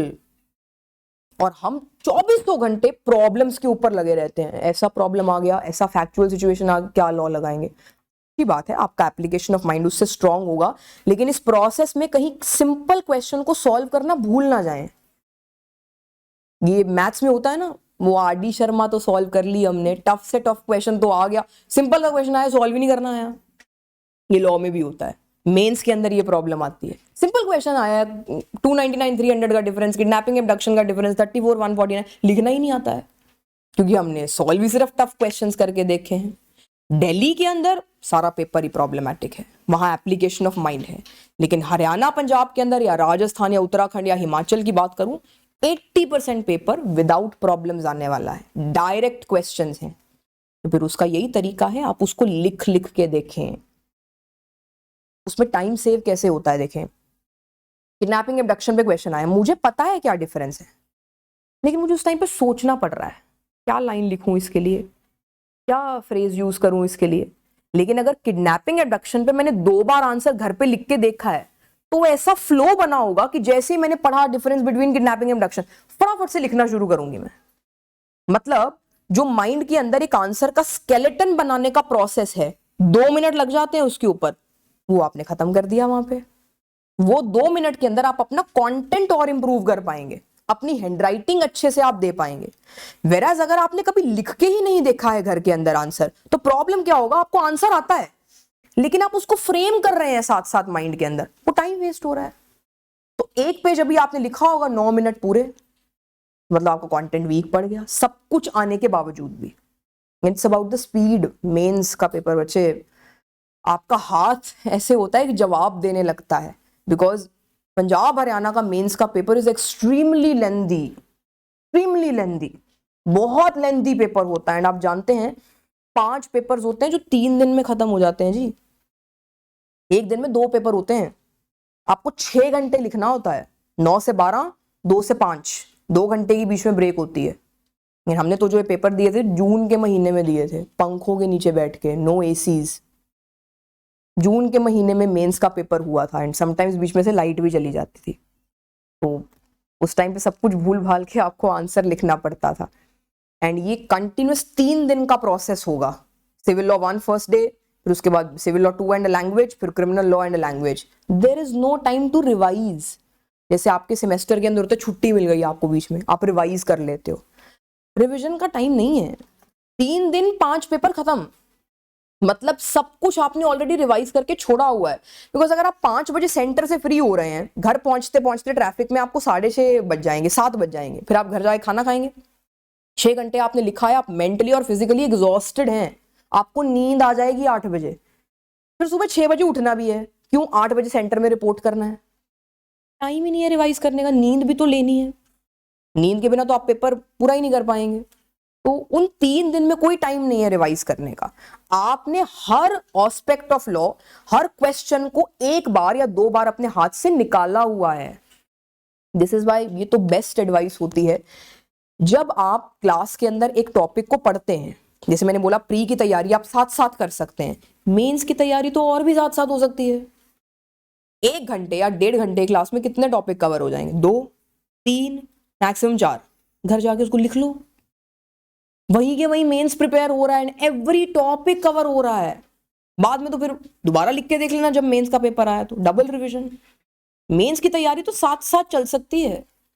आप रोज 2-3 घंटे चाहे स्पेयर करके देख लें, शाम को आपका प्री भी साथ साथ प्रिपेयर होगा, आपका मेंस भी साथ साथ प्रिपेयर होगा। वेराज बच्चे मोस्टली करते क्या हैं, पहले एकेडमी लगाते हैं, समझ लेते हैं लॉ को, फिर तैयारी शुरू करते हैं प्री और मेंस की। आप साथ साथ ही कर लो, ज्यादा कन्वीनियंट है एंड लेस टाइम कंज्यूमिंग है। बिकॉज अभी तो पढ़ के आए हो, अभी लिख भी रहे हो, तो आपके तो पूरे मेंस के आंसर साथ साथ तैयार हो रहे हैं। मेंस की तैयारी भी आप साथ साथ किया करें। एंड स्पीड, ये भी स्टॉप वॉच, ये मैंने खुद प्रैक्टिस किया है। अगेन मैक्सिमम लोगों का पंजाब हरियाणा आसान पेपर है मेंस का, इतना टफ ब्रेकिंग नहीं है, पेपर ही पूरा नहीं होता है। मैक्सिमम लोगों का पेपर छूटता है और बड़े इंटेलिजेंट ब्रेन्स होते हैं उनका पेपर छूट गया। 20-20 नंबर के अगर आप 3 पेपर में क्वेश्चन छोड़ आए, 60 नंबर gone, you are out of the league automatically, जितना मर्जी अच्छा लिखाओ। एंड प्लीज ये सेमेस्टर वाली गलती नहीं करो कि पहले 2 आंसर तो बहुत अच्छे हैं तो उसके बाद तो जो गन मारा है वो समझ के ही बाहर है, और लास्ट वाले आंसर तो समझ ही नहीं आ रहा, वो तो ऐसा लग रहा है कि ये तो 2 कैंडिडेट्स ने पेपर लिखा है, हैंडराइटिंग ही मैच नहीं हो रही। या आपने सेमेस्टर में देखा होगा शॉर्ट नोट्स तक जब आप जाते थे, हैंडराइटिंग ही मैच नहीं हो रही है। बड़ा बैलेंस्ड पेपर लगना चाहिए, बिकॉज मेंस के अंदर मैं आपको बता देती हूँ, अगर मान लीजिए 10 नंबर का एक क्वेश्चन है, हर क्वेश्चन को उन्होंने कैसे पार्ट्स में डिवाइड किया होता है। जैसे क्वेश्चन नंबर 1, उसके 5 पार्ट्स, मतलब 5 क्वेश्चन होंगे 10-10 नंबर के, 50 क्वेश्चन हो गए। फिर क्वेश्चन नंबर 2, 3, 4, तो एक क्वेश्चन में आपको 4-4, 5-5 पार्ट्स मिलते हैं। हो सकता है आपको 5 से भी ज्यादा पार्ट्स मिले, 2.5-2.5 नंबर के शॉर्ट नोट्स डाल देते हैं, 5-5 नंबर के शॉर्ट नोट्स डाल देते हैं। एंड शॉर्ट नोट्स को सॉल्व करने में ज्यादा टाइम लगता है, बिकॉज आप एक ही टॉपिक पे फ्लो में आंसर नहीं लिख रहे हो, फ्लो टूट रहा है बार बार। नंबर उतने ही है 10, लेकिन टाइम ज्यादा लग रहा है बिकॉज फ्लो टूट रहा है आपका मेंटली, पेपर इतना लेंदी है। फिर आप क्या करते हैं, पहले क्वेश्चन बहुत अच्छा लिख दिया, फिर टाइम भाग रहा है, फिर फटाफट आप सॉल्व करने में लग जाते हैं। हर question separate paper checker check करता है। क्वेश्चन नंबर 1 मान लो सर चेक कर रहे हैं, क्वेश्चन नंबर 2 मैं चेक करूंगी, क्वेश्चन नंबर 3 ये चेक करेंगे, 4 ये, 5 ये, ताकि कोई पार्शियलिटी ना हो सके। तो मान लो क्वेश्चन नंबर 1 तो आपने बहुत अच्छा लिखा था तो सर ने आपको अच्छे नंबर दे दिए, क्वेश्चन नंबर 2 एवरेज था, मैंने बेकार नंबर दिए, 3 लैंग्वेज समझ में नहीं आ रही, डी ग्रेड। ग्राफ आपका ऐसे जाएगा फिर मेंस के अंदर। पेपर बड़ा ही बैलेंस्ड हो, जितना इफेक्टिवली और एफिशिएंसी से आपने क्वेश्चन नंबर 1 सॉल्व किया है उतना ही लास्ट क्वेश्चन भी होना चाहिए, बिकॉज हर क्वेश्चन के अपने नंबर हैं और वो इंडिविजुअल पेपर चेकर उसे चेक कर रहा है। तो बड़ा ही बैलेंस्ड पेपर लगना चाहिए, ग्राफ ऐसे दिखना चाहिए, ऐसे या ऐसे नहीं होना चाहिए, फिर उसके अकॉर्डिंग ही आपके मार्क्स आने वाले हैं मेंस के अंदर। एंड रेस्ट में आपको बता चुकी हूं, माइनर लॉस को प्लीज स्किप ना करें। मोस्ट ऑफ द स्टूडेंट्स जो अपीयर होते हैं जुडिशरी के पेपर के अंदर, उनका मेजर बहुत स्ट्रांग होता है, माइनर बहुत से बच्चों का वीक होता है। तो आपके पास तो एक्स्ट्रा एज है जी, सर मेजर माइनर्स में दोनों में इक्वली स्ट्रांग है, आपके पास मटेरियल दोनों के लिए बहुत अच्छा है। कोई भी ऐसा सब्जेक्ट नहीं होगा जिसके अंदर आपका कोई वीक स्पॉट आ सके, because every subject is a master. तो आपके पास तो एक्स्ट्रा एज है बीइंग हिज स्टूडेंट की, आपके पास मेजर का मटेरियल भी इतना स्ट्रांग है, माइनर का भी इतना स्ट्रांग है। माइनर को प्लीज साथ साथ लेकर के चलें, ताकि आप जो ऑर्डिनरी स्टूडेंट है जो सिर्फ मेजर में अच्छे से प्रिपेयर्ड है, आप उससे ज्यादा नंबर सिक्योर कर सकें। इसके अलावा जो सबसे बड़ा मेक और ब्रेक है लैंग्वेज, मैं आपको अपना एक्सपीरियंस बता देती हूँ। इससे पहले मैं पंजाब में अपीयर हुई थी, हरियाणा ये मेरा फर्स्ट अटेम्प्ट था and I got rank 6 in the state. Punjab के अंदर इससे पहले मैं अपीयर हुई थी, अगर आप मेरे लॉ के मार्क्स कैलकुलेट करते हैं, प्रोबेबली स्टेट के अंदर मेरा रैंक 2 या 3 बनता है, बट मैं पंजाबी में फेल हुई थी। इंग्लिश में भी बहुत अच्छा स्कोर था, बट मैं पंजाबी में फेल हो गई थी क्योंकि लैंग्वेज की तैयारी ही नहीं की थी। मैं टीचर थी इसलिए शायद कम टाइम डिवोट कर पाई। तो दिस टाइम तो मैंने इंश्योर किया था कि लॉ तो चलो बीइंग अ टीचर मेरा स्ट्रांग है, बट लैंग्वेज में इस टाइम कोई कॉम्प्रोमाइज नहीं होना चाहिए। आप जितने भी सिलेक्टेड बच्चे हैं ना, उनसे भी पूछ के देखना, वो यही चीज सजेस्ट करेंगे, लैंग्वेज आपको टॉपर्स में दिलवाता है। आई गॉट 70 on 100 इन हिंदी। तो आई थिंक जो मेरा स्कोर अपग्रेड हुआ है एक्सेसिवली वो हिंदी की वजह से हुआ है। एंड आई थिंक इंग्लिश में भी आई गॉट 120 on 200, 120 130 होते हैं जनरली टॉपर्स के। Interview also it was a good score, I got 96 on 200। तो लैंग्वेज तो एक ऐसी चीज है जी, वो या तो बिल्कुल ऊपर पहुंचा देगी आपको, या बिल्कुल ही आपका स्कोर डिप हो जाएगा। लैंग्वेज का प्रिपरेशन आपके हाथ में होता है, वो टीचर के हाथ में नहीं होगा। लॉ का प्रिपरेशन आपको सर करवा देंगे, लैंग्वेज आपका अपना प्रिपरेशन है। पहली बात, लैंग्वेज के अंदर 100 नंबर का पेपर है, 200 नंबर का पेपर है, 50% तो ऐसे है जी। 100 नंबर का पेपर है, 50 मार्क्स ऐसे, 200 मार्क्स का पेपर है, 100 मार्क्स ऐसे, तो 50% तो ऐसे के हाथ में है। अब देखो हम डरते हैं कि ऐसे कैसे प्रिपेयर करें, इतने तो टॉपिक्स हैं, किस किस पे प्रिपेयर करें, इतना आसान है। अगर आप थोड़ा सा सोसाइटी के साथ इन टच रहते हैं या प्रीवियस ईयर पेपर्स पढ़ने की हैबिट में रहते हैं उस स्टेट के, बड़ी इजीली आप एक लिस्ट बना सकते हैं 10 या 12 टॉपिक्स की, उन्हीं में से ऐसे आएगा, लिख के ले लें। इस बार मैंने आई थिंक 12 टॉपिक्स की लिस्ट बनाई थी, जो 5 ऐसे आ रखे थे वो मेरी लिस्ट में से थे, 5 ऐसे आते थे मुझे। बहुत इजी है ये, 10-12 ही टॉपिक होते हैं जो उस साल के या उससे पीछे वाले साल के, उसमें वो करंट टॉपिक्स रहे होते हैं या जो प्रीवियस ईयर पेपर में बार बार आ रहे हैं। तो प्रीवियस ईयर पेपर पढ़ना बहुत जरूरी है, बहुत जरूरी है। आप इतनी इजीली ये सर्टेन कर सकते हो, खास करके Hindi Punjabi previous year paper में से ही टॉपिक उठा उठा के डालते रहते हैं, एंड टॉपिक अलग तो होने नहीं है। जो इंग्लिश के 10-12 इंपॉर्टेंट टॉपिक है वही हिंदी के 10-12 इंपॉर्टेंट टॉपिक बनेंगे या पंजाबी के 10-12 इंपॉर्टेंट टॉपिक बनेंगे, टॉपिक वही रहने वाला है। उसके ऊपर मान लीजिए एक इंग्लिश का ऐसे आपने प्रिपेयर कर लिया, उसी का ट्रांसलेशन कर दें हिंदी और पंजाबी में विद एक्स्ट्रा एलिमेंट्स, कुछ आप अखान मुहावरे कुछ ऐड करना चाहते हैं वो कर दें। बट यस, आप जब भी ये 10-12 टॉपिक जॉट डाउन कर लेते हैं, आपका मैटर ऑर्डिनरी नहीं होना चाहिए। ऐसे के अंदर मार्क्स लेने के 2-3 तरीके हैं। पहला, आपने ऐसा ऐसे नहीं लिखा जो क्लास 8th या 9th क्लास के बच्चे ने लिखा हो।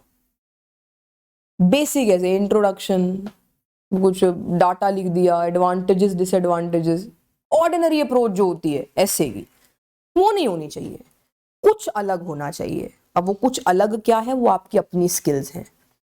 आप सब एडल्ट्स हैं, आप जानते हैं कि एक हटके चीज, हटके ऐसे राइटिंग क्या होती है। या तो आपका थॉट प्रोसेस बहुत अलग है, कुछ अलग ही लिख दिया है आपने, या प्रॉब्ली आपने ऐसे सोर्सेस को ब्राउज किया है जहां कुछ ऑथर्स ने अपने ऐसे दे रखे हैं। अब तो आपके लिए ऑनलाइन इतना इजी मोड है, आप कोई भी टॉपिक गूगल पे भी टाइप करें ना, आपको इतने ब्यूटीफुल एसेस बने हुए मिल जाते हैं, इतने अच्छे अच्छे ऑथर्स ने अपने व्यूज शेयर कर रखे हैं, तो उनको आप वहां से बोरो करें, अपने थॉट लाइन के साथ उसको जोड़ दें। Then always start your essay with a quote and end your essay with a quote. आपके एसे के अंदर कम से कम 3 से 4 कोटेशंस होनी चाहिए, तभी आपका एसे अपलिफ्ट होगा। एक्सपीरियंस से बता रही हूँ, कोटेशंस वाले एसेस को नंबर ज्यादा मिलते हैं। उसके बाद आपका कंटेंट बहुत स्ट्रांग होना चाहिए, ऑर्डिनरी कंटेंट नहीं होना चाहिए। ऑर्डिनरी है तो फिर ऑर्डिनरी मार्क्स मिलेंगे, आपको ज्यादा मार्क्स चाहिए। तो अगर तो आपका अपना थॉट लाइन बहुत अलग है तो आप खुद ही ऐसे ड्राफ्ट कर सकते हैं। अगर अलग नहीं है तो take help, Google, there are other online sources, बहुत ब्यूटीफुल एसेज आपको मिल जाते हैं। प्लीज वहां से उन एसेज को बोरो करें एंड उन्हीं 10-12 टॉपिक्स पे अच्छे एसेज प्रिपेयर कर लें। एंड एसे के अंदर पैराग्राफ जरूर बनाएं, ऐसा नहीं कि बस ऐसे चलता जा रहा है। अलग अलग पैराग्राफ्स होने चाहिए आपके एसे के अंदर, एंड हर पैराग्राफ एक लाइन छोड़ के लिखा हो आपने। इसके अलावा टॉपिक का चॉइस वो सबसे इंपॉर्टेंट रोल प्ले करता है। हिंदी का ऐसे सब पर्यावरण चूज करके आएंगे, या नारी सशक्तिकरण चूज कर लेंगे, नशा चूज कर लेंगे, इजी टॉपिक्स हैं तो सारे लिखना आसान है इनके ऊपर। ऐसा टॉपिक चूज करें, मेरी पर्सनल एडवाइस है, रेस्ट आप अपना डिसीजन खुद ले सकते हैं। ऐसा टॉपिक चूज करें जो जनरली किसी ने चूज ना किया हो।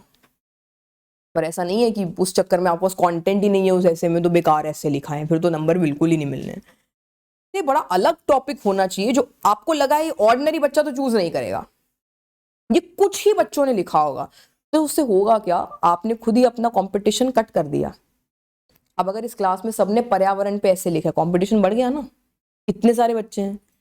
एक टॉपिक ऐसा सिर्फ 3 बच्चों ने लिखा है, 3 ही बच्चों का ऐसे मेरे तक पहुंचा है, मैं उनमें से चूज कर लूंगी 1 2 3। तो अगर कोई हटके टॉपिक होगा, कंपटीशन आपने ऑटोमेटिकली गिरा दिया है, तो टीचर को भी अच्छा लगेगा कि ये तो कुछ यूनिक ऐसे पर्यावरण ही पढ़ती जा रही थी, मैं अभी कुछ अलग टॉपिक लेगा, उस पढ़ के देखते हैं। जैसे दिस टाइम हिंदी के अंदर जनरली कोटेशंस कोई पिक नहीं करता। जनरली हिंदी या पंजाबी के एसेस के अंदर आपको एक कोटेशन आती है, उस पे ऐसे लिखो। कोटेशन के ऊपर ऐसे लिखना इज वेरी टफ। रोज उसके ऊपर आप क्या लिख दोगे, पर्यावरण, नारी, ये सब चीजों के ऊपर आपके पास बहुत मटेरियल होता है, you can write schemes what not, law discuss कर सकते हो। अब वो एक कोटेशन थी, पराधीन सपने हूं सुख नहीं, मतलब जो किसी के ऊपर डिपेंडेंट है उसको तो सपने में भी कभी सुख नहीं मिल सकता है, इसके ऊपर ऐसे लिखना है, मैटर ही नहीं आएगा दिमाग में। फॉर्चुनेटली पता नहीं कैसे, मैंने जब हिंदी की तैयारी कर रही थी, मैंने पास्ट 5 पेपर में देख लिया यही कोटेशन आई हुई है, तो मैंने कहा चलो यही एक कोटेशन ना प्रिपेयर कर लेते हैं, बहुत ब्यूटीफुली प्रिपेयर की हुई थी मैंने, और वो पेपर में आ गई। मैं ये कोटेशन ऐसे जिसपे किसी बच्चे ने आंसर नहीं लिखा होगा, और मैंने पराधीन सपने हूं सुख नहीं चूज किया, ब्यूटीफुल कोटेशन उसमें डाली, अलग अलग मैटर उसमें कनेक्ट करके बहुत ही अच्छा से ऐसे फ्रेम करके आई, आई गॉट 70 on 100। बहुत अलग सा टॉपिक आप चूज करें जो जनरली किसी ने चूज ना किया हो, बट ये रिस्क तब लें अगर उस टॉपिक के ऊपर आपके पास बहुत अबंडेंट एंड अच्छा मटेरियल है, अदरवाइज ये रिस्क ना लें। बट ये रिस्क अगर ले सकते हैं तो मेरी एडवाइस है जरूर लें, ये फायदेमंद रहता है लैंग्वेज के पेपर के अंदर कि डिफरेंट टॉपिक आपने चूज किया है।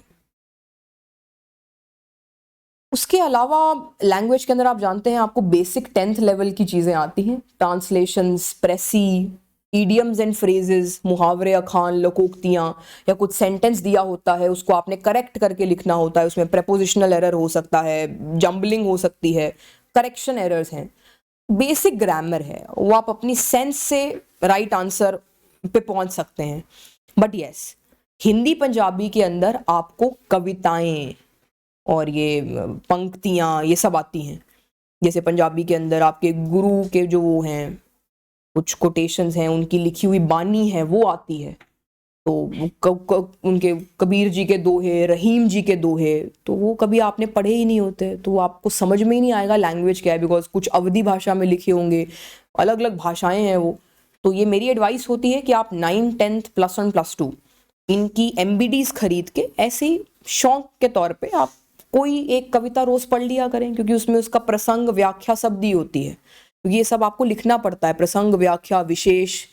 फिर आपके मुहावरे, अखान, लोकोक्तियां आते हैं, बहुत सारे ऐसे हैं जो अपनी जनरल लाइफ में हम यूज करते हैं, वो तो हम सॉल्व कर पाएंगे, लेकिन बहुत सारे ऐसे मुहावरे हैं जो हमने कभी सुने भी नहीं होते। तो मेक दिस अ हैबिट कि लैंग्वेज की प्रिपरेशन भी साथ साथ चले। आप रोज इंग्लिश के 10 ईडियम, ये आप किताब खरीद ले, अरिहंत की ईडियम्स एंड फ्रेजेस की किताब आती है, अल्फाबेटिकली आपको अलग अलग ईडियम्स दिए होते हैं, या आपके पास हिंदी की अरिहंत की किताब आती है, 500 600 800 मुहावरे अखान है, रोज के 10-10 याद करते रहें, बिकॉज इसके अंदर ईडियम्स, फ्रेजेस, मुहावरे अखान के अंदर आपको पहले उसका मीनिंग भी लिखना होता है, फिर उसके ऊपर वाक्य बनाना होता है। हमसे वाक्य तो बन जाता है, मीनिंग हमें याद ही नहीं आ रहा होता क्या है, एग्जैक्ट मीनिंग पे हम पहुंच नहीं पा रहे होते, तो आपका नंबर कट जाता है उसके अंदर, या आपको हाफ मार्क दे करके छोड़ देते हैं। तो मेक दिस अ हैबिट कि आप रोज 10-10 ईडियम प्लस हिंदी के मुहावरे, अखान, लोकोक्तियां ये याद करते रहें और रेगुलर बेसिस पे रिवाइज करते रहें। रेस्ट हिंदी के लिए आपको अदर वो चीजें आती हैं, गद्यांश आता है, तो गद्यांश के लिए पर्यायवाची शब्द का आपके पास अच्छा नॉलेज होना चाहिए, वो नहीं है तो फिर मुश्किल होगा। ट्रांसलेशंस आती हैं, आप प्रीवियस ईयर पेपर खोल लें हिंदी के, बहुत सारी ट्रांसलेशंस आपको मिल जाएंगी, रोज एक ट्रांसलेशन सॉल्व कर लें, मुश्किल से 15-20 मिनट लगते हैं, अपने हिंदी या पंजाबी के टीचर से आप चेक करवाते रहें।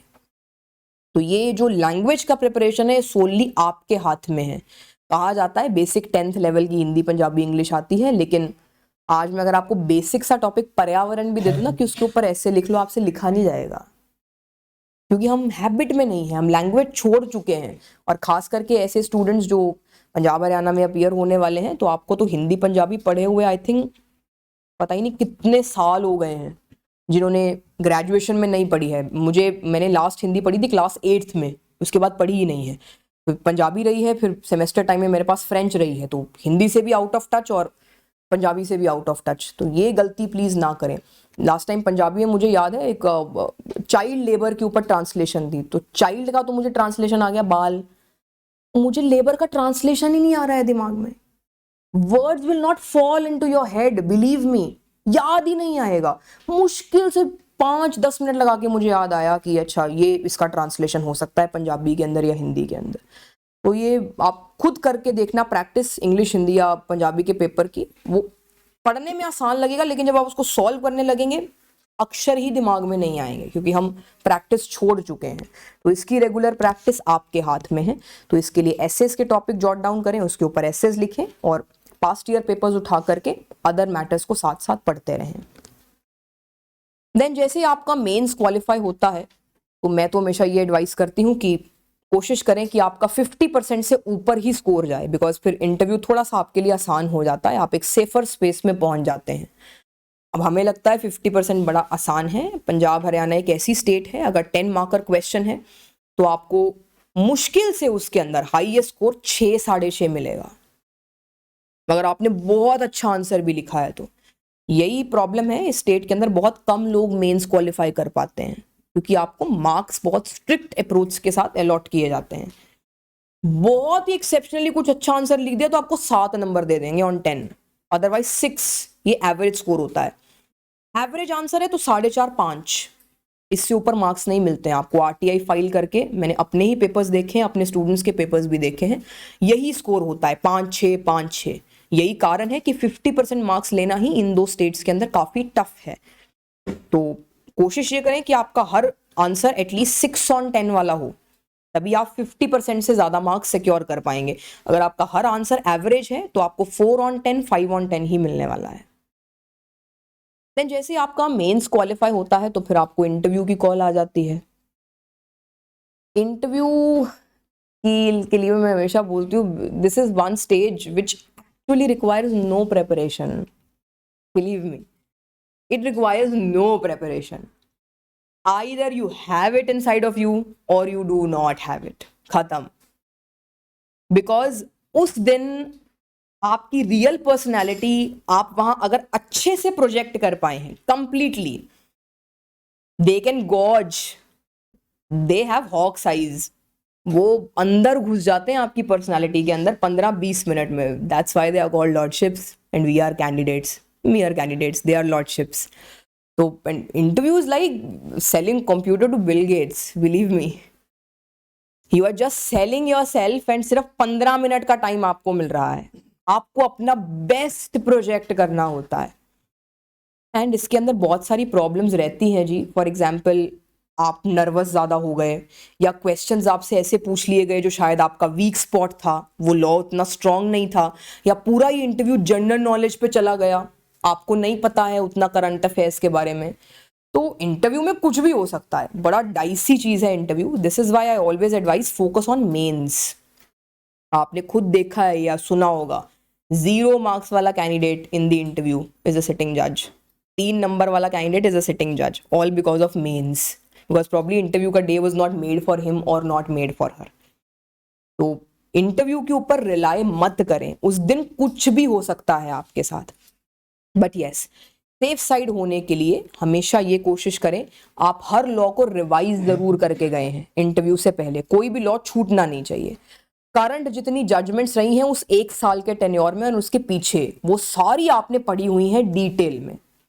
एंड उसके साथ साथ करंट अफेयर्स की जो चीज़ें हैं, जैसे उस टाइम पे जब मैंने इंटरव्यू दिया था, यूक्रेन का वॉर चल रहा था, देन आपका चाइना का कॉन्फ्लिक्ट चल रहा था ताइवान के साथ। तो ये बेसिक चीज़ों के बारे में आपका एक ओपिनियन बना हुआ होना चाहिए। वो आपसे क्वेश्चंस पूछते हैं कि आपको पता है कि आपकी सोसाइटी में ये चीज़ें हो रही हैं, इंटरनेशनली हो रही हैं, आपका क्या ओपिनियन है इसके ऊपर। या जजमेंट पूछ लेते हैं कि सुप्रीम कोर्ट या ऑनरेबल हाई कोर्ट का ये जजमेंट, आपका क्या ओपिनियन है उस जजमेंट के ऊपर। And then you never know, sometimes पूरे पर्सनैलिटी के ऊपर ही वो क्वेश्चंस पूछे, लॉ पूछे ही नहीं। मेरे इंटरव्यू में strangely 70% of the interview was directed towards questions on Muslim law. Haryana का इंटरव्यू मुस्लिम लॉ के ऊपर भर भर के थे, उस bombardment of questions. And I think उसके अलावा अगर मुझसे कुछ पूछा है तो सीपीसी का एक सब्सटैंशियल क्वेश्चन ऑफ लॉ, वो क्या होता है, उसके ऊपर क्वेश्चंस पूछे, उसको रिलेट कर दिया पंजाब कोर्ट्स एक्ट के साथ, बिकॉज उसके ऊपर रीसेंट जजमेंट आ रखा था सेकंड अपील के ऊपर सेक्शन 41। फिर उस जजमेंट में क्या लूप होल्स हैं, आपने क्या वो रिकॉग्नाइज किए। तो आपका एनालिसिस जानना चाहते हैं कि हमें पता है जजमेंट में ये लिखा है, लेकिन क्या ये जजमेंट करेक्ट है। वो ये नहीं देखना चाह रहे हैं कि आप रट्टू तोते हैं, कि आपको लॉ भी आता है और आपको जजमेंट भी पता है, लेकिन जो जजमेंट आई है आपने क्या एनालिसिस लगा लिया, आपको ठीक लगी है जजमेंट या बेकार लगी है, तो उसके ऊपर अपना ओपिनियन देना होता है। But then again very diplomatic opinion आपको देना पड़ता है। आफ्टर ऑल वो किसी ऑनरेबल जस्टिस की जजमेंट है, तो आप कंप्लीटली तो उनको स्ट्रेट फॉरवर्डली क्रिटिसाइज कर नहीं सकते हैं। तो बड़ा ही जो समटाइम्स पर्सनालिटी बेस्ड क्वेश्चंस होते हैं, जैसे मुझे जाते ही इंटरव्यू में पहला क्वेश्चन पूछा, तो what does your husband do, I am unmarried. Problem उन्होंने कुछ मिसरेड कर लिया होगा, अनमैरिड को मैरिड पढ़ लिया होगा, फॉर्म जाता है आपका, उसके अंदर आपके डिटेल्स दिए होते हैं। कोई भी ऑर्डिनरी कैंडिडेट होगा वो ऐसे डरा हुआ होता है, बिकॉज 10 मेंबर पैनल होता है। वो रूम में घुसते ही आप जब देखते हैं कि 10 लोग बैठे हैं, they are just watching you, तो इंसान का नर्वसनेस का लेवल वैसे ही बढ़ता जाता है। तो कोई बच्चा होगा ये बोल देगा कि सर आई एम अनमैरिड, आप हस्बैंड के बारे में पूछ रहे हैं। तो मुझे ये था कि इंटरव्यू रूम, ये जो 10-15 मिनट मुझे मिलने वाले हैं, I have to keep it as a very light conversation. मुझसे आप पूछ रहे हैं सवाल, मैं आपको जवाब दे रही हूँ, आपको मेरे पर्सनालिटी के बारे में कुछ जानना है, I will keep it very light. मुझे नर्वसनेस दिखानी नहीं है। आप जितने मर्जी इंटरव्यूज में बैठ जाएं, आप चाहे टीचर हैं, आप चाहे प्रिंसिपल हैं, आप डायरेक्टर हैं किसी कॉलेज के, अगर आपको इंटरव्यू में बिठाया जाएगा आप डरेंगे, क्योंकि पता ही नहीं है क्या क्वेश्चन पूछ लिया जाएगा। एंड वो फाइनल टेस्ट है, उसके बाद तो रिजल्ट आना है, तो आप डरे हुए होते हैं कि अगर इंटरव्यू में कुछ गड़बड़ हुई, नेक्स्ट ईयर प्री से शुरू करना पड़ेगा। वो जो फोबिया होता है वो और ज्यादा नर्वसनेस बढ़ाता है। तो आई ऑलवेज सजेस्ट कि उस दिन प्लीज बिल्कुल रिलैक्स हो जाएं, consider it to be a simple conversation, that's all. तो मैंने सिंपल सा जवाब दिया, what does your husband do, sir I am still wondering what he does and where he is. The entire board was laughing. तो I think उनको बड़ा impressive लगा ये कि अच्छा बच्चा बिल्कुल भी नर्वस नहीं है, बट ऐसा भी नहीं होना चाहिए कि उसमें आप ओवर कॉन्फिडेंट दिखें या आप टू लाउड दिखें। आपको एक बड़ी मिड वे अप्रोच फॉलो करनी पड़ती है कि आपकी रियल पर्सनैलिटी भी प्रोजेक्ट हो जाए, आप इंटरव्यू को थोड़ा लाइट भी रखें, आप किसी चीज को क्रिटिसाइज कर रहे हैं तो बड़ा डिप्लोमेटिकली क्रिटिसाइज करें, and then at the same time अगर लीगल क्वेश्चंस या करंट अफेयर्स पे क्वेश्चन पूछे जा रहे हैं, यू आर बैंग ऑन। तो फिर आप हर जगह से तो नंबर ले गए। एंड मोस्ट इंपॉर्टेंटली, जो मैं आई थिंक सर इंटरव्यू की प्रिपरेशन जब आपकी कराएंगे तो grooming session he I think sir के 3-4 होते हैं। सर टिप टू टो आपको बताते हैं क्या पहनना है क्या नहीं पहनना है, जूते कैरी करने कौन से कैरी करने, बाल बनाने हैं कैसे बनाने, एक एक चीज। इवन लड़कियों के लिए सर लिप कलर तक भी बताते हैं। एक एक चीज, इतनी माइन्यूट डिटेल्स हैं सर के पास जो शायद उन्होंने अपने एक्सपीरियंस से बोरो की हैं। इनको जरूर ध्यान से सुना करें, ही इज अ जेम। मैंने तो सब चीज इनसे बोरो की है। आज भी अगर अपना मैं कोई भी professional success be it in teaching और judiciary, I completely owe it to him. मैंने हर चीज सीखी है इनसे। आई थिंक मेरे अपने स्टूडेंट्स जो कभी इनसे पढ़े हुए होते हैं तो मुझे भी बोलते हैं कि समटाइम्स ना you look like a replica of mister Urvijay Brar. मेरे बात करने का तरीका इनके जैसा हो गया है, पढ़ाने का तरीका इनके जैसा हो गया है, क्योंकि मैं इतना इंस्पायर्ड थी इनसे, because he is just brilliant in what ever he does. तो इंटरव्यू को प्लीज बड़े ही सोच समझ के आप प्लान करें। जो भी आप मुंह से निकालेंगे ना उस टाइम पे शब्द, वो बड़े सोच समझ के बाहर आने चाहिए, बिकॉज जो आप बोलेंगे उन्हीं में से वो अगला क्वेश्चन निकाल देंगे, तो आप उलझ जाएंगे चीजों के अंदर। बहुत केयरफुली आपको अपने वर्ड्स यूज करने पड़ते हैं वहां पे। तो इंटरव्यू के अंदर आपका ड्रेसिंग बहुत इंपॉर्टेंट रहता है।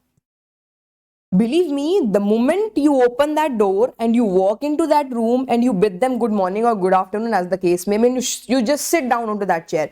50% of the interview is done there and then.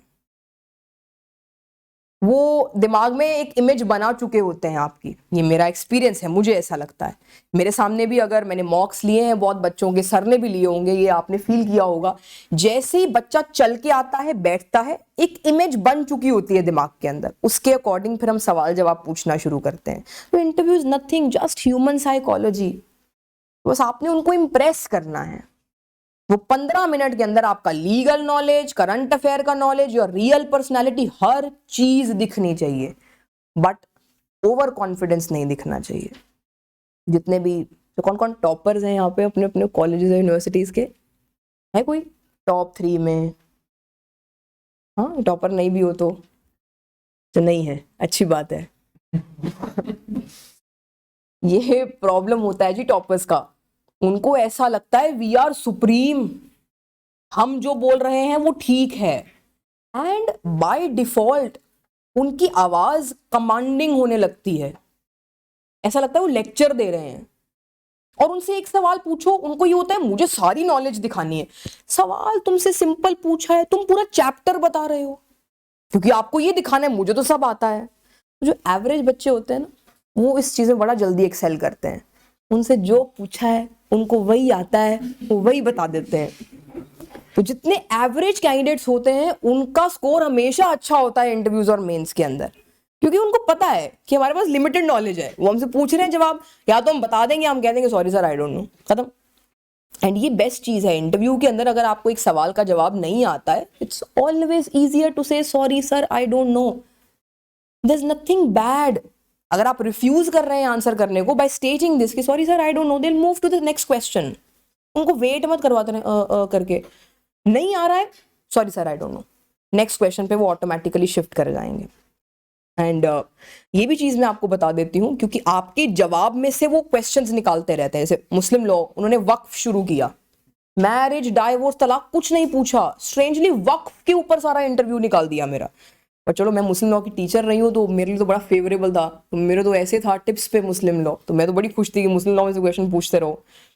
जो मैं जवाब दे रही थी उसमें से ही नेक्स्ट क्वेश्चन वो निकालते जा रहे थे। तो अगर आपको लगता है कि इस क्वेश्चन को लेकर के मैं श्योर नहीं हूँ, बेटर है उसको आंसर ही मत करो, क्योंकि आप अनश्योर हो, उसी में से वो अगला क्वेश्चन निकाल लेंगे, तो फिर आपको अगला भी नहीं आता होगा, उससे अगला भी नहीं आता होगा, उससे अगला भी नहीं आता होगा, वो चेन बन जाएगी। आपका इंटरव्यू जो यहाँ से शुरू हुआ है यहाँ चला जाएगा। बेटर ये है जिस चीज को लेकर के आप जहाँ 50-50 हैं उसका आंसर ही मत दें। हाँ 70-80% श्योर है, आप आंसर दे दें। जैसा कि मैं आपको बता रही हूँ, इंटरव्यू का कोई प्रिपरेशन नहीं है, कहीं से भी कुछ भी पूछ देते हैं। मुझसे उन्होंने देख लिया सेमेस्टर के मेरे पढ़े थे DMCs, you had French and you have secured 98 on 100 in French, 97 on 100 in French. Language में तो इतने मार्क्स कभी आते ही नहीं है, चलो आपसे फ्रेंच के सवाल पूछते हैं। किसी लॉर्डशिप को फ्रेंच आती होगी, मेरा तो वहाँ अंदर ही अंदर मैं सोच रही थी फ्रेंच पढ़े हुए इतना टाइम हो गया, पता नहीं क्या ही पूछ डालेंगे। तो उसमें से 2-3 फ्रेज जो उन्हें पूछे मुझे आते थे, एक शायद मैं भूल गई, तो मैंने बोल दिया सॉरी सर कि फ्रेंच बोले हुए बड़ा टाइम हो गया तो अब शायद याद नहीं आया। फाइन। मैं बोला अच्छा आप तो BCom LLB के स्टूडेंट हो, चलो let's come to accountancy. Accounts के क्वेश्चंस पूछे जा रहे हैं, प्रॉफिट एंड लॉस अकाउंट कैसे बनता है, ट्रेडिंग और प्रॉफिट एंड लॉस अकाउंट में क्या फर्क होता है, ग्रॉस प्रॉफिट और नेट प्रॉफिट में क्या फर्क होता है, मैन्युफैक्चरिंग और ट्रेडिंग कंसर्न में क्या फर्क है। बेसिक चीजें थी, बट आप एक्सपेक्ट नहीं करते हैं जुडिशरी के इंटरव्यू में ऐसी चीजें आपसे पूछी जाएं। तो they can ask anything and everything. तो उस टाइम पे तभी बोलते हैं रिलैक्स होकर के बैठा करें, बस ये बड़ा एक लाइट कॉन्वर्सेशन है, बस अपनी तरफ से पूरी तैयारी ये करें कि जो जो आपके सब्जेक्ट सेमेस्टर में रहे हैं उनका बेसिक नॉलेज है। मुझसे सर्विस लॉ भी पूछा गया, उसको कॉन्स्टिट्यूशन के साथ जोड़ करके, क्योंकि उन्होंने देखा सेमेस्टर के अंदर मेरे सब DMCs पढ़े थे एंड मेरे मार्क्स ऐसे थे, constitution 98 on 100, Hindu law 94 on 100, service law 96 on 100। तो स्कोर देखते जा रहे थे कि ये तो स्कोर ही बड़ा हाई जा रहा है, जो जो सब्जेक्ट्स में हाई स्कोर था उस पर क्वेश्चंस पूछ रहे हैं मुझसे इंटरलिंक कर करके। तो तभी मैं आपको बोल रही हूँ मेरे सेमेस्टर की पढ़ी हुई चीज़ वहाँ काम आ गई। मुझे सारा सर्विस लॉ आता था, सर्विस रूल्स तक याद थे मुझे, बिकॉज सेमेस्टर में मैंने टाइम डिवोट किया है। जो सब्जेक्ट्स आपने पढ़े हैं अपने सेमेस्टर में, बेशक वो आपके जुडिशरी के सिलेबस में नहीं है, वो स्टिल आपसे चीज़ें पूछ सकते हैं। एंड करंट अफेयर्स के साथ अगर आप एट पेस नहीं है, ये बहुत बड़ा नेगेटिव पॉइंट होता है इंटरव्यू के अंदर। उससे ऐसा लगता है आपने सिर्फ किताबें पढ़ी हैं, आपको पता ही नहीं है दुनिया में क्या हो रहा है, तो यू आर अ डफर, ऐसा लगता है। तो प्लीज करंट अफेयर्स के साथ एट पेस रहें, खबरें सुना करें अपने इंटरेस्ट की, यानी बॉलीवुड की थोड़ी अच्छी खबरें सुना करें, एक न्यूज़पेपर रीडिंग की हैबिट बनाएं, ताकि उसकी वजह से आपका एसे राइटिंग भी अच्छा होता रहे। एडिटोरियल सेक्शन आप पढ़ेंगे, वहां से आपको अच्छा मैटर मिलता रहेगा। Make this a habit. I think मुझे सर की हैबिट अभी भी याद है, मैं हैरान होती थी। आई थिंक सर का सुबह का भी कोई बैच होता है, अभी कितने बजे होता है? 8 बजे। हमारे टाइम पे जी 6 बजे होता था, 6 या 7 बजे। एंड सर उस टाइम पे भी अच्छे से टिप टॉप रेडी होके कम से कम 2 न्यूज़पेपर पढ़ के आए होते थे। तो आपको पता नहीं अपने टीचर के बारे में ज्यादा पता है, मेरे पास तो ग्रंथ है जी इनके पास लिखने के लिए। He is just brilliant and the way he manages things in his life, ये सबसे बड़ी सीखने वाली चीज है आपके टीचर से, जो मैंने भी सीखी है। इनकी public life super good, private life super good, personal life super good, teaching life absolutely great. हर एस्पेक्ट मैनेज किया हुआ है इन्होंने। एंड आई थिंक ये चीज़ मैंने इनसे बोरो की थी कि कोई किसी चीज़ में कमी नहीं रहनी चाहिए, हर चीज़ में आप परफेक्ट दिखने चाहिए, तो आपकी पर्सनैलिटी भी वैसी बननी शुरू हो जाती है। मैं अपने क्लास में स्टूडेंट्स को गाइड करती होती हूँ कि जब आप कोचिंग ज्वाइन करते हैं ना, तो आप इस फीलिंग से ही बैठे that you are already a judicial officer. आप वैसी हैबिट्स इनकलकेट करने लग जाते हैं अपने बिहेवियर के अंदर। तो मैं सर से बात कर रही थी तो सर ने कहा अच्छा अब तो साड़ी रोज पहननी है। मैंने कहा सर जब मैंने प्रेपरेशन करनी शुरू की थी 1 साल पहले कि अब टीचिंग छोड़ के मुझे इधर फाइनली जाना है, 1 साल से I am wearing a sari only every day, कि मुझे लगे कि मैं जुडिशियल ऑफिसर हूँ। बैठना उठना बात करना पब्लिकली मैं ऐसे बात करने लगी थी कि जैसे मैं जुडिशियल ऑफिसर हूँ। तो वो इंटरव्यू के अंदर फिर दिखेगा, आप एक स्टूडेंट नहीं लगेंगे, आप एक मोल्डेड पर्सनालिटी लगेंगे दैट शी और ही इज समथिंग डिफरेंट। वो नहीं हम कहते हैं किलर इंस्टिंक्ट, एक एक्स फैक्टर था उस बच्चे के अंदर, वो अपने आप से दिखना शुरू हो जाता है, वो आपकी शक्ल पे आना शुरू हो जाता है, आपके लहजे में आना शुरू हो जाता है। तो वो चीज़ भी करके देखें, ये भी आपके लिए बड़ी बेनिफिशियल रहेगी। अभी से सोच लें कि आप जुडिशियल ऑफिसर हैं, फिर देखना आपका लॉ पढ़ने का नजरिया भी बदल जाएगा, क्योंकि आप एक जुडिशियल ऑफिसर की तरह सोचने लगेंगे, जुडिशियल ऑफिसर की तरह लॉ का इंटरप्रिटेशन करने लगेंगे। जजमेंट रीडिंग प्लीज किया करें, बेस्ट तरीका है वो लॉ की इंटरप्रिटेशन में मास्टरी बनाने का। वो जो जजमेंट है वो ना बैरैक्ट ना किताबें आपको सिखा सकती हैं। जजमेंट रीडिंग की अगर आपके पास हैबिट है, वो आपके आने वाले फ्यूचर में बहुत काम देने वाली है, क्योंकि आप ऑलरेडी इतनी जजमेंट पढ़ने के हैबिट में रहे। एक तो आपका इंटरप्रिटेशन स्ट्रांग है, प्लस जब आपको ये कुर्सी दी जाएगी आप बड़ी अच्छी जजमेंट्स लिख भी पाएंगे। आपके लिए जजमेंट राइटिंग कोई नई चीज नहीं होगी, आप उसमें भी फ्लुएंट होंगे। बिकॉज देखें सिर्फ JMIC बन के तो काम होना नहीं है, ये तो मेरी अब ये न्यू स्टार्ट है इस जर्नी का, मुझे प्रमोशंस भी तो चाहिए। I also have to build a repute, a name in the court जहां भी मैं काम करूंगी, वो भी तो चाहिए। That is also part of life, सिर्फ JMIC थोड़ी बनना है, वहां फिर आपको अलग तरीके से एक्सेल करना है। एंड यहाँ तो चलो कुछ कैंडिडेट्स एवरेज हैं, कुछ ब्रिलियंट हैं, वहां तो सारे ब्रिलियंट है जी जिनके साथ काम करना है, सारे जजेस बने हुए हैं, उनमें से भी आपको एक्सेल करना है। फिर वो तो अनदर लेवल ऑफ कंपटीशन है। फिर आप हाई कोर्ट जाएंगे, वहां भी आपको एक्सेल करना है। तो फिर आपके पास कुछ अलग तो होना चाहिए दुनिया से। Always stand apart, never be a part of the crowd, फिर उसका कोई फायदा ही नहीं है। It's a useless existence I feel. अगर आपसे बात करके किसी को अच्छा ही नहीं लग रहा है, आप में एक यूनिक ट्रेट ही नहीं है कोई, फिर तो आप एक आम इंसान की तरह जी रहे हैं। तो आम इंसान क्यों बनना है, कुछ खास बने, अपने पोटेंशियल्स, रियल पोटेंशियल्स को एनालाइज करें, रियलाइज करें, उनको पॉलिश करें। एंड ये मैं हमेशा सबको बोलती हूँ, कभी किसी की तरह मत बने, be the best version of your self. आपके अंदर इतनी एनर्जीज और पोटेंशियल्स हैं, आप शायद जानते ही नहीं हो, उसको एनालाइज रियलाइज करके देखो। आप मास्टर्स हैं अपनी लाइफ के, आपकी लाइफ का चैनल क्या होने वाला है, क्या डायरेक्शन होने वाली, वो आप खुद डिसाइड कर लेंगे अपने पोटेंशियल्स को रियलाइज और एनालाइज करके। इंस्पिरेशन ले लोगों से, बट जो उनमें अच्छी क्वालिटीज है उनको इम्बाइब भी करें, अपनी बुरी क्वालिटीज को छोड़ भी दें, नेगेटिव ट्रेट्स को छोड़ भी दें, बट किसी की तरह मत बने, अपना बेस्ट वर्जन बने, तभी आप यूनिक दिखेंगे। एंड मैं ये नहीं कह रही हूँ, ये आप सबको पता है, एक बैच के अंदर सब जजेस नहीं बनते, ये सबको पता होता है।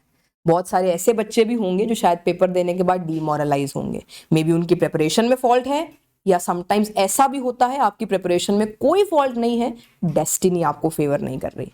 बिकॉज ये एक ऐसा पेपर है जिसमें डेस्टिनी भी थोड़ा सा, लक फैक्टर थोड़ा सा काम करता है। इंटरव्यू ऐसा सवाल पूछ लिया, सारे आते थे, फेवर कर गया, ऐसे सवाल पूछ लिए मेरा वीक स्पॉट है, डिसफेवर कर गया, लक भी काम करेगा ही करेगा। समटाइम्स ऐसा होता है डेस्टिनी आपको फेवर नहीं कर रही होती है, तो उसमें परेशान होने की जरूरत नहीं है।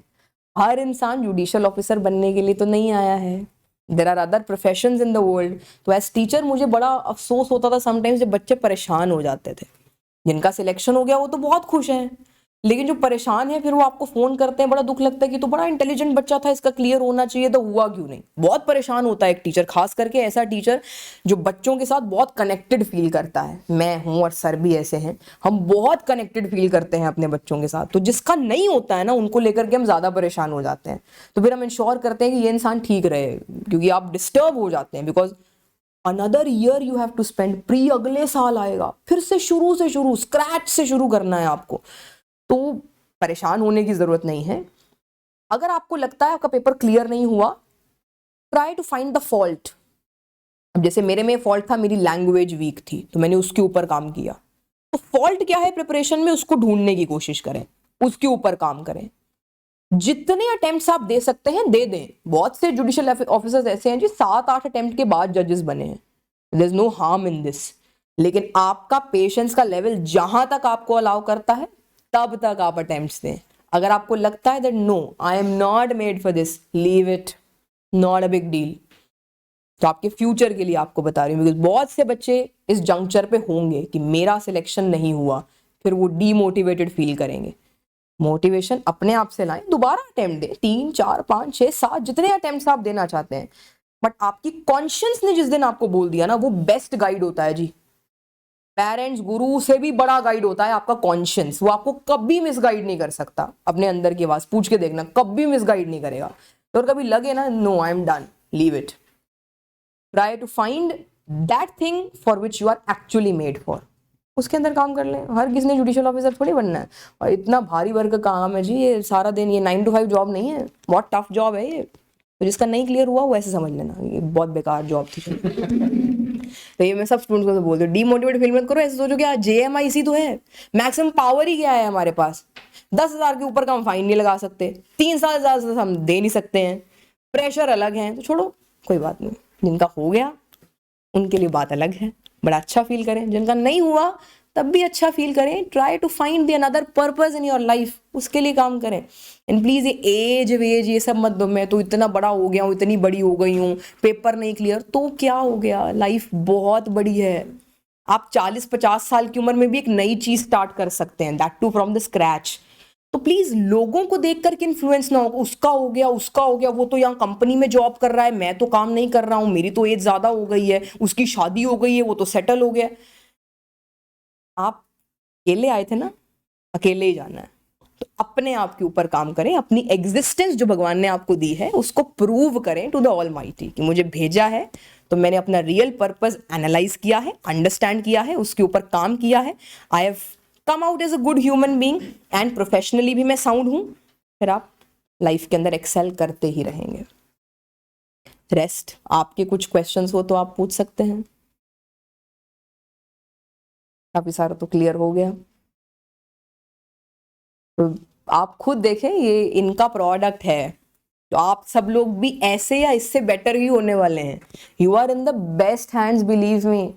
Try to fetch as much as possible from this teacher, he is the best in what he does, believe मी।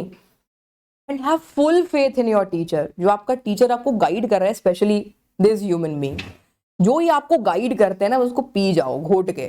जो ये पढ़ा रहे हैं बस बसा लो अंदर, and he will take you to the zenith in your life, believe me। आप successful human being बन करके ही निकलेंगे। अगर आप जजेस नहीं भी बने ना, I am telling you this personally, all of you are very very fortunate कि आपने इनको सिलेक्ट किया है as your teacher. Is a wonderful human being. And आपको ना ये सिर्फ लॉ नहीं सिखाते हैं, आपको जिंदगी जीने के तरीके सिखा देते हैं इनडायरेक्टली। इनकी बातों में और इनकी पर्सनैलिटी से आप बहुत कुछ सीख सकते हैं। मैंने तो एबंडेंस में चीज़ें सीखी हैं इनसे, जो शायद सिर्फ लॉ की नॉलेज नहीं थी, जो ज़िंदगी जीने की और पढ़ाने की नॉलेज थी। मैंने तो पढ़ाना ही इनसे सीखा है जी। तो अगर मैं आज जुडिशियल ऑफिसर नहीं होती तो प्रॉब्लम मैं टीचिंग ही कंटिन्यू कर रही होती। तो प्रोफेशनली अगर मैं साउंड हूँ तो मैं इनकी वजह से हूँ, ये मैं अपने स्टूडेंट्स को भी बताती हूँ। तो ऑलवेज भी मैं तो इनके लिए हैविली इंडेटेड हूँ। इनकी बड़ी इनसिग्निफिकेंट स्टूडेंट हूँ, बट स्टिल मैं हैविली इंडेटेड हूँ इनको लेकर के, बिकॉज इनका बहुत बड़ा रोल रहा है मेरे हर तरह के सक्सेस में, चाहे वो प्रोफेशनल सक्सेस है या कोई पर्सनल लेवल पे सक्सेस है। Because I have always looked up to him, the way he lives, the way he treats his students, the way he understands law, and the way he conveys difficult things very easily. उनका best art यही है, difficult चीज़ को आसान बना के पेश करना, ताकि बच्चे के दिमाग में वो चीज़ छप जाए। और मैंने भी यही चीज़ कंटिन्यू की थी अपने टीचिंग के अंदर। तो आप सब लोग भी, मैं विश करती हूँ कि आप फटाफट से सारे जुडिशियल ऑफिसर्स बने, ताकि आप अपने टीचर को प्राउड फील करा सकें, अपने माँ बाप, अपने शहर को प्राउड फील करा सकें। Believe me, it's one of the best jobs this country can offer you. 2 ही ऐसे, रादर 3 ऐसी पोजीशंस हैं इस कंट्री के अंदर पहला, अगर आप यूपीएससी क्लियर कर रहे हैं, दूसरा आप जुडिशरी क्लियर कर रहे हैं, तीसरा अगर आप कोई मंत्री संतरी हैं जी। यही 3 चीजें हैं, ये अगर आपके पास है तो बस फिर लाइफ बड़ी अच्छी है।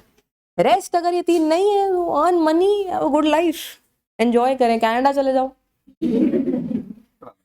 ज़्यादा चला लो, बेस्ट ऑप्शन है वो। तो ये चॉइस आपकी है जी, आपको लाइफ में क्या चीज सेटिस्फाई कर रही है। Money is satisfying you, opt for it. Power is satisfying you, public service is satisfying you, opt for it.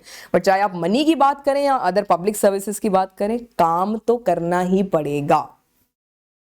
आराम से ना पैसा आएगा ना पावर आएगी, हाथ पैर तो हिलाने ही पड़ेंगे और जम के हिलाने पड़ेंगे, तो फिर तो सक्सेस मिलना ही मिलना है। इतनी बुरी किस्मत भी नहीं हो सकती किसी कि आप इतना काम कर रहे हैं और आपको सक्सेस ही नहीं मिल रहा, आपको मिलेगा जरूर। बट हम हमेशा ना कमी ढूंढते रहते हैं, किस्मत ने ऐसा कर दिया, ये तो होना ही था, ये तो फलाना ऐसा हो गया, उसकी वजह से ऐसा हुआ, मेरा फ्रेंड सर्कल ऐसा था, मैं पढ़ नहीं पाया। ये एक्सक्यूजेज हैं, सबके पास हैं, सबकी लाइफ में चीजें चल रही होती हैं। साइमल्टेनियस हम ह्यूमन बींग्स हैं, हमारी फैमिली है, हमारा सोशल सर्कल है, बहुत सारी चीजें हैं, हम एज एन इंडिविजुअल हैं, हम हमारी अपनी प्रॉब्लम्स हैं, उनको साइड लाइन करके 1 साल एक बार झोंक के देख लो इस पर्टिकुलर एग्जामिनेशन के अंदर। बिलीव मी, रिजल्ट्स मेस्मराइजिंग होंगे। 100% देना बस अपना, फिर देखना रिजल्ट बहुत ब्यूटीफुल होता है। दिस टाइम मैं, दिस इज वाई मैं इतना सेटिस्फाइड फील करती हूँ, बिकॉज दिस टाइम ये मेरा 100 नहीं 500% था, मैं इससे ज़्यादा नहीं दे सकती थी। तो इसके बाद मैंने डेस्टिनी पे छोड़ दिया था। होता है तो बहुत अच्छी बात है, नहीं होता है तो I will continue with teaching. But जब मैंने दे ही 500% दिया तो फिर कैसे सक्सेस आपको नहीं मिलेगा। तो प्रॉब्लम जनरली आपके प्रेपरेशन में ही होती है। हम इधर उधर फॉल्ट्स ढूंढते रहते हैं, प्रॉब्लम जनरली आपके प्रेपरेशन में होती है। वो फॉल्ट ढूंढ लें, उसके ऊपर काम कर लें बस। और बताएं, आपके बच्चे बड़े अच्छे हैं, बड़े सब सुकून से सुन लेते हैं, बोर भी नहीं होते हैं।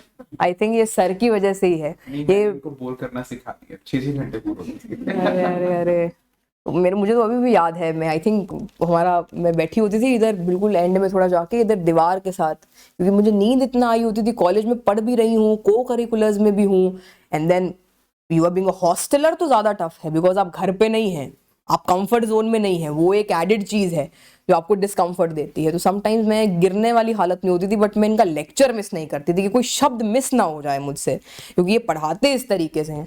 तो एक दिन इन्होंने ये भी देख लिया कि ये थकी हुई होती है, तो मुझे भरी क्लास में बोला 10 मिनट और रुक जाएं चिनार जी, आपके लिए स्ट्रेचर मंगवा रहे हैं, आपको हॉस्पिटल मैं लेके जाऊंगा।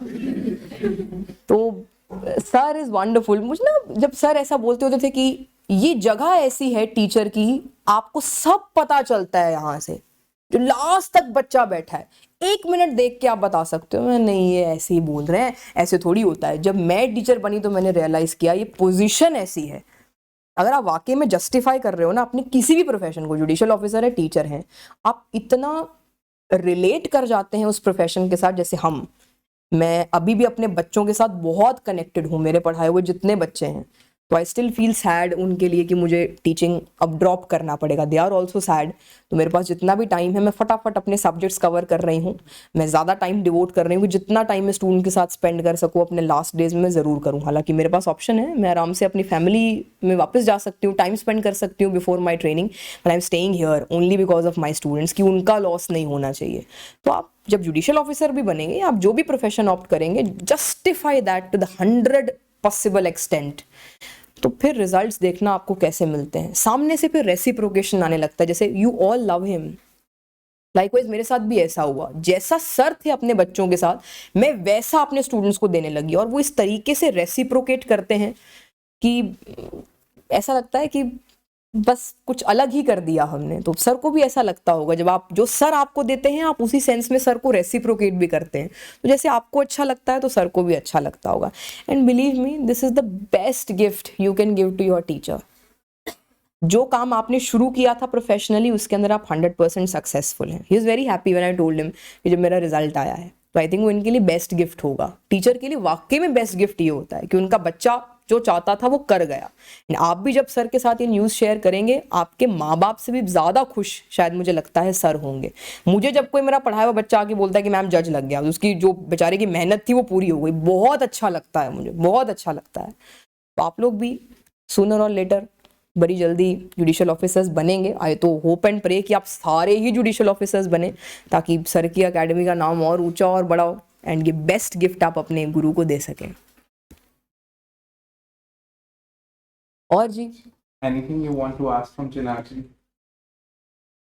Ma'am, as you have mentioned that revision is the key, but sometimes when I have completed some section of my syllabus in advance, but on the day of examination it is difficult to recall that previously revised thing. Ma'am, is there any step which would aid to it? See, it's individualistic. This used to happen to me as well. My brain functions like that. Whatever that I have studied or I have read currently, that's how human psychology and human brains work. Whatever is fresh in the mind, it will remain fresh. Rest of the things, they go to the subconscious mind. We lay a little stress, we may remember that thing or we may not recall that thing. It's a fact. ये सबके साथ होता है, not just with you. So for this, what I used to do, the last day, for example, if I'm appearing tomorrow in a semester examination, last entire day, I will keep for quick revision of the entire syllabus. So I used to devote, for example, I have 4 holidays before, say, contract law by examination. What I'll do, 3 days, I will complete the law, entire law, my entire syllabus, judgments, everything, books, bare act. Last day, I will keep for entire syllabus revision so that everything remains fresh in my mind. And same thing I've applied in mains examination as well. Whatever time slot, 3-4 hours before the examination I used to have. For example, 6 in the evening if I'm coming back home and next morning I have to appear in the next examination. So whatever 3-4 hours I used to have, just quick revision of the answers that I have written. तो मैंने बोला answers आप लिख लें, वो तो mains के notes prepare हो गया, फटाफट उसको निकाल के आप रिवाइज करते रहें. एंड जितना ज़्यादा आप पढ़ते हैं ना, आपको ये समझ में आना शुरू होता है ये मैं बार बार भूलता हूं, ये मुझे याद रहता है लेकिन ये एस्पेक्ट में बार बार भूलता हूं, ये जजमेंट या ये सेक्शन में बार बार भूलता हूं. तो पता होता है ब्रेन को कि ये बार बार भूलते हैं, तो लास्ट में सिर्फ वही रिवाइज कर लो. बट ये तभी पॉसिबल अगर आपने इतना पढ़ लिया कि आपको इतना तक पता है कि ये भूलता हूं और ये मुझे याद रहता है.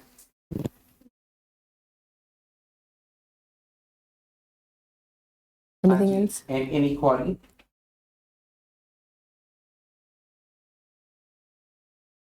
इंटेलिजेंट बच्चे हैं, इनको सब आता है. लेक्चर ही बड़ा अच्छा था. तो आई थिंक ये मेरा लेक्चर भी क्रॉस है. तो मुझे लगता है कि बड़ी अच्छे तरीके से आपको समझ भी आया. चिनार का तो मींस आई रिमेम्बर कब इन्होंने ज्वाइन किया था, ये 3-4 फ्रेंड्स मेरे पास आए थे. तो ये तीनों के अंदर ना तीन तो आई कैन रिकॉल, ये 3 काफी अच्छे फ्रेंड्स थे. तो only she was the one who was consistent. मुझे नहीं लगता कि इन्होंने कोई लेक्चर मिस किया था उस time. He used to come, चाहे किसी भी हालत में आते थे, पीछे ही बैठते थे, आगे नहीं बैठते थे, और कोने वाली सीट लेते थे, सेंटर वाली तो लेते ही नहीं थे. तो कभी लेफ्ट वाली या कभी राइट वाली. एंड में आते लेक्चर पूछते चले जाते. तो बाद में मुझे पता चला उनको सिंगिंग की भी हैबिट है, क्लासिकल आई थिंक डांसर भी हैं. एंड उसके बाद यूनिवर्सिटी उन्होंने उस टाइम पे टॉप भी की थी अपनी. तो मैंने एक बार इनसे पूछा समा कहाँ है आपके पास. तो एक इनमें एक गॉड गिफ्ट हम कह सकते हैं. कई लोग होते हैं वो आर ब्लेस्ड. तो this is in this aspect she is blessed कि अगर इनको कोई भी चीज आए वो बस छप जाती है. It is a fact, that is what I have seen. तो उस टाइम पे भी इनकी बेस्ट राइटिंग स्किल्स होती थी. Best writing skill in the sense what ever she has red. अब मुझे लगता है अभी भी ये सेम होगा. अगर इनको आप एक कॉपी का पेपर देंगे, बुक का एक शीट देंगे, आप पढ़ लें, 5 मिनट का समय देंगे, वो एक बार पढ़ेंगे, उसके बाद 90% एक्यूरेटली सेम टू सेम लिख देंगे. उस टाइम पे शी वाज जजमेंट्स ना, उस टाइम पे इतना ट्रेंड स्टार्ट नहीं हुआ था जजमेंट्स. वो आई थिंक 2015 के अंदर पहली बार महसूस हुआ था कि जजमेंट्स प्रिपेयर करना स्टार्ट करें, क्योंकि उससे पहले इतना लेवल ऑफ कंपटीशन नहीं होता। तो हमने क्लास में कब डिस्कस किया तो आई स्टिल रिमेम्बर चिनार ने जजमेंट्स की ईयर्स भी याद करने स्टार्ट किए। तो साल भी याद थे, साल याद करने बड़े मुश्किल होते हैं, बहुत मुश्किल होते हैं, बट ही डिड दैट। तो इन्होंने पंजाब दिया, एक समय ऐसा आया तो शी सेड कि मैं पेपर नहीं दूंगी, 2019-20 की बात है। तो she said sir I don't want to appear in the examination. तो मुझे भी याद है, मैंने चिनार से जब मेरी बात हुई मैंने कहा अगर मैं चाहूं मैं अपनी वाइफ को भी रिजाइन देकर बुला सकता हूं। क्यों? कितना वो 30 सालों में कमाएगी, पूरे 30 सालों। अगर उसके ऊपर हम इंटरेस्ट भी जोड़ ले उतना मैं 2 साल में कमा ले, तो मुझे जरूरत ही नहीं उसकी काम करवाने।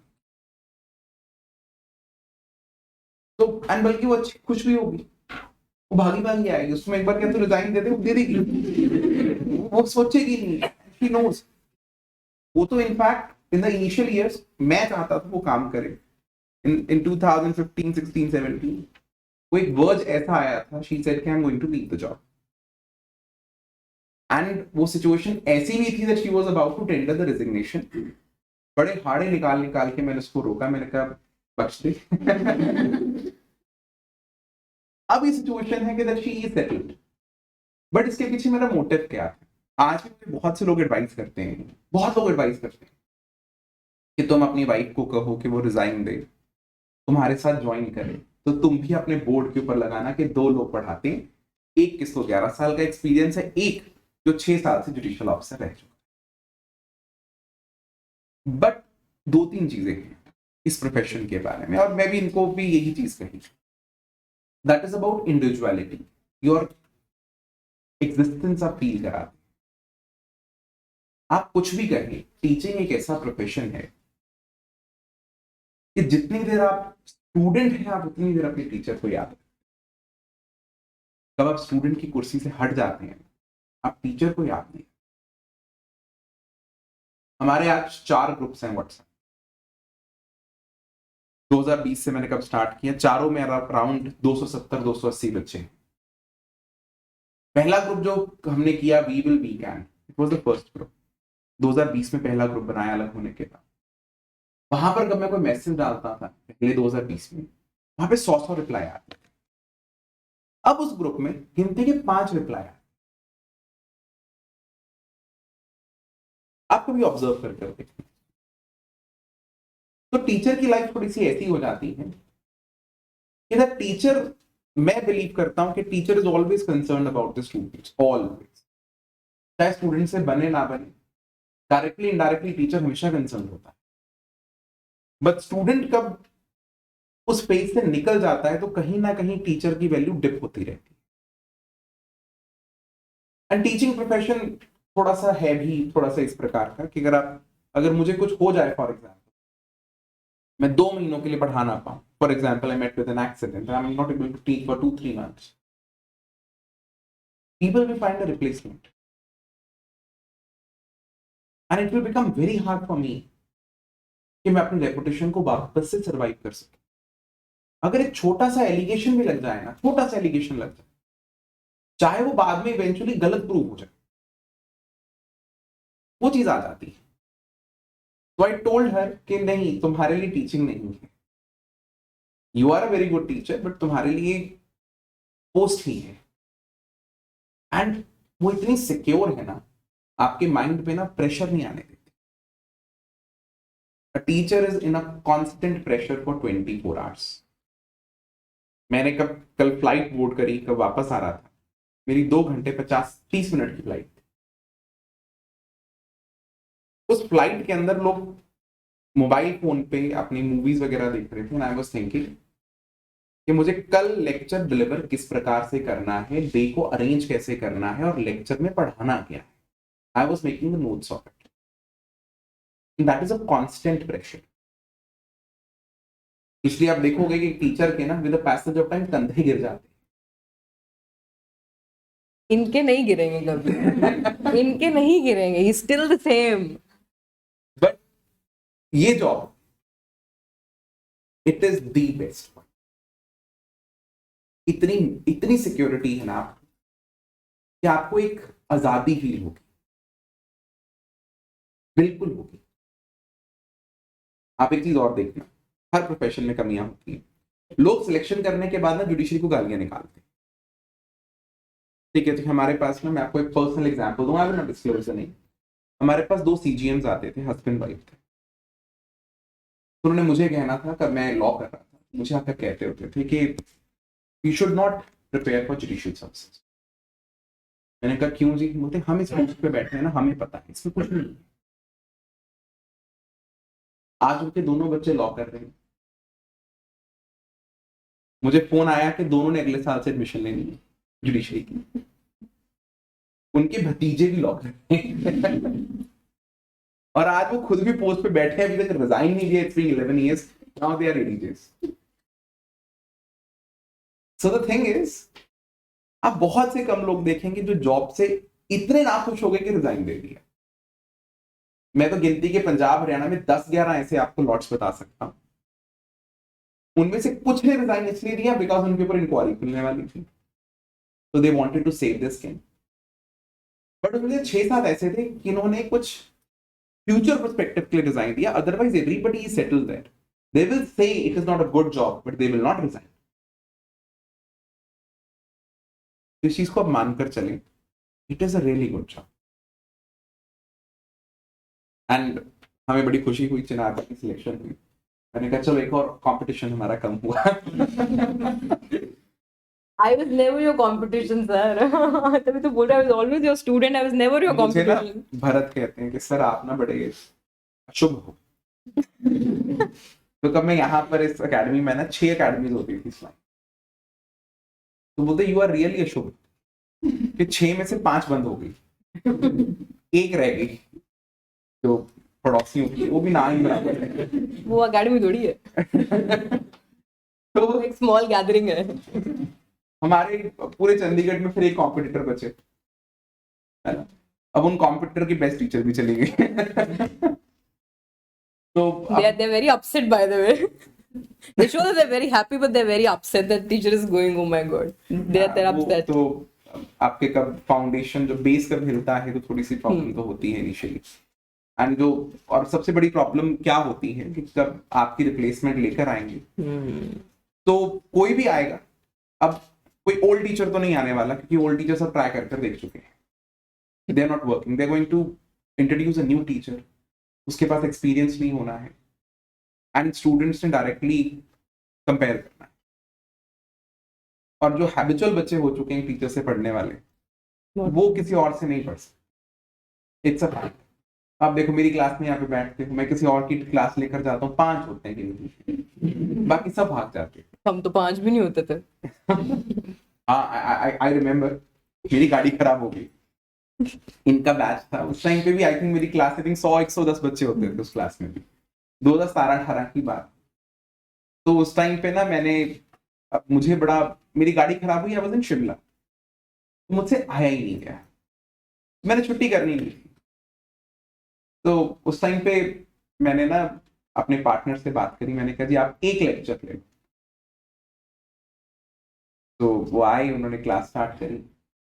तो बच्चों को पता चला आधी तो पौड़ी ही नहीं चढ़े, आधी तो उनकी किताबें ऊपर पड़ी हैं, वो छोड़कर चले गए कि अगले दिन उठा लेंगे। उनमें जो पहुंचे उनके लिए शौक, उठ कर सब निकल गए एक को छोड़। एंड आई स्टिल रिमेम्बर उनमें से चिनार भी भागने वाली है। मैं सबसे पहले भागी थी सर। तो ये है, ये तो चले, अब हर इंसान को चीज से निकलना है। चलो हमें डबल खुशी मिली।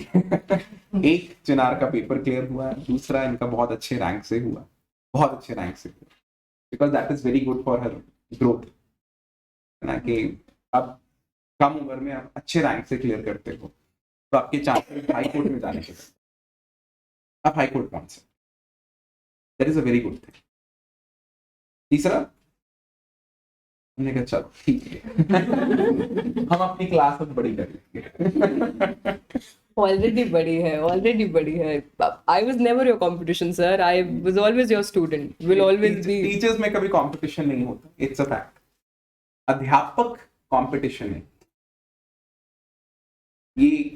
ये सबसे इंपॉर्टेंट चीज है, बट कईयों को नहीं समझ आता, उनको लगता है ये कंपटीशन है। इट इज नॉट कंपटीशन, ये कंपटीशन अपने आप से है कि आप बच्चों के मुताबिक कितना ढल सकते हो कि उनको वहां पर जाकर समझा सकें किस जगह पर वो समझना चाहते हैं। तो वो अपने आप से, किसी और से तो नहीं। और चिनार जी से आई थिंक सो आपने बड़ा कुछ सीखा होगा आज।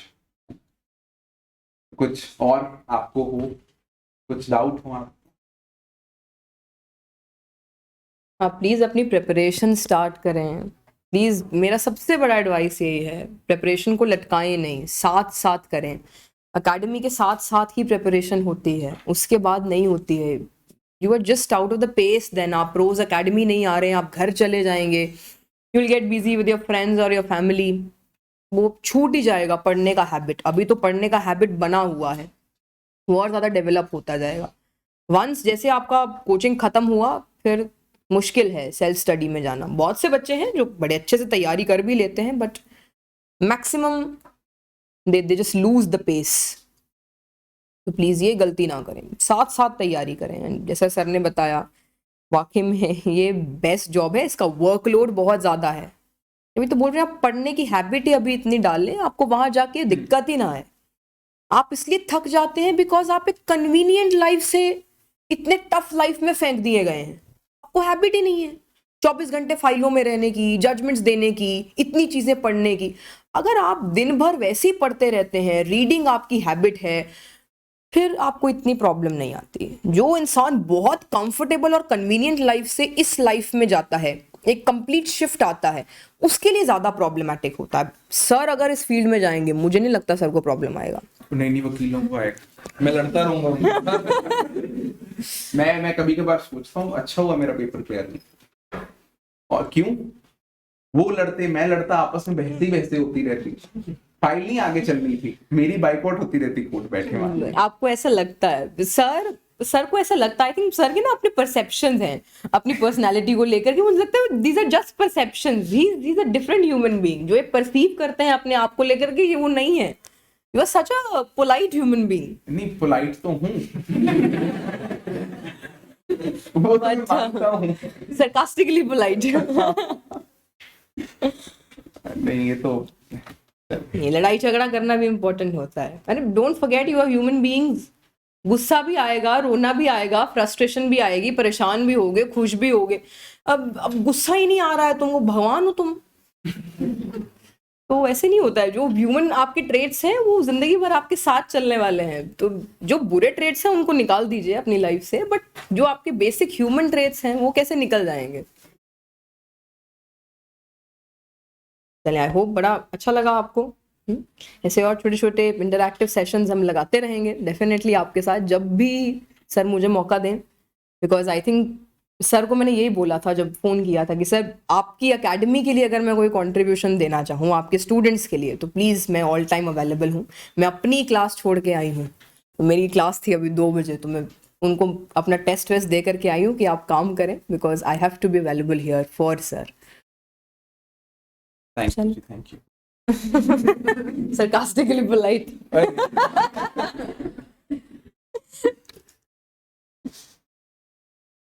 चलिए, फिर हम थैंक यू करते हैं जी चिनार जी का, एंड कांग्रेचुलेट करते हैं Thank you वापस so से। much, sir. Thank you so much. Sorry मैं आपको वापस से बुलाऊंगा, आज मैं आप- खाली हाथ मिला हूँ। नहीं सर, ऑलरेडी आप इतना दे चुके हो, वो मेरे लिए अबंडेंट गिफ्ट्स हैं जो आप ऑलरेडी दे चुके हो। मैं और कुछ, मेरी औकात ही नहीं है इतनी कि मैं आपसे ये रिसीव कर sarcastic सकूं। नहीं,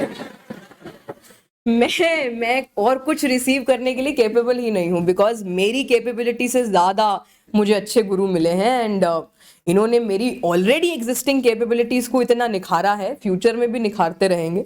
ये मेरे लिए सबसे बड़ा गिफ्ट है। आई थिंक ऐसे टीचर मुझे मिल गए, ये गॉड गिफ्ट है मेरे लिए। ऐसे टीचर मिलना बहुत मुश्किल है। ये चीज चिनार की हमेशा रही है, ये फैक्ट है। व्हेन शी स्टार्टेड टीचिंग, तो इन्होंने दूसरी एकेडमीज में पढ़ाना स्टार्ट किया, तो हमें खबर तो मिल जाती है कि बंदा कैसा पढ़ा रहा है, तो हमेशा पॉजिटिव मिला कि चिनार अच्छा पढ़ा। तो इनसे कभी भी पूछा गया ना एकेडमीज के अंदर कि आप कहाँ से पढ़े, तो मुझे अभी भी याद है, तो शी ऑलवेज सेड कि मैं ना उनसे पढ़ी, और कब किन की अकेडमी में ये पढ़ा रहे थे उनसे मेरी इक्वेशंस तो ज्यादा अच्छी नहीं थी, बिल्कुल भी नहीं थी. And she bluntly said in the class that I have studied from him and I am his product. This is what she said. तो मुझे खबर मिली तो मुझे बड़ा शॉकिंग लगा, क्योंकि कब आप एम्प्लॉयर एम्प्लॉय रिलेशन के अंदर होते हो ना तो इंसान ये सोचता है कि हम एम्प्लॉयर को ज्यादा प्रेफरेंस दे दें बिकॉज इससे हमारी रोजी रोटी आ रही. एंड कंसिस्टेंटली बहुत बार ऐसा हुआ, 90% ऐसा हुआ है कि चिनार जी का मैं कभी फोन नहीं उठा, क्योंकि मेरी बहुत बुरी हैबिट है जो मेरी वाइफ मुझे कहती है that you need to change, that you should start picking up calls. मुझसे फोन नहीं उठाया जाता, मेरा फोन बंद है, 2 घंटे से बंद पड़ा है.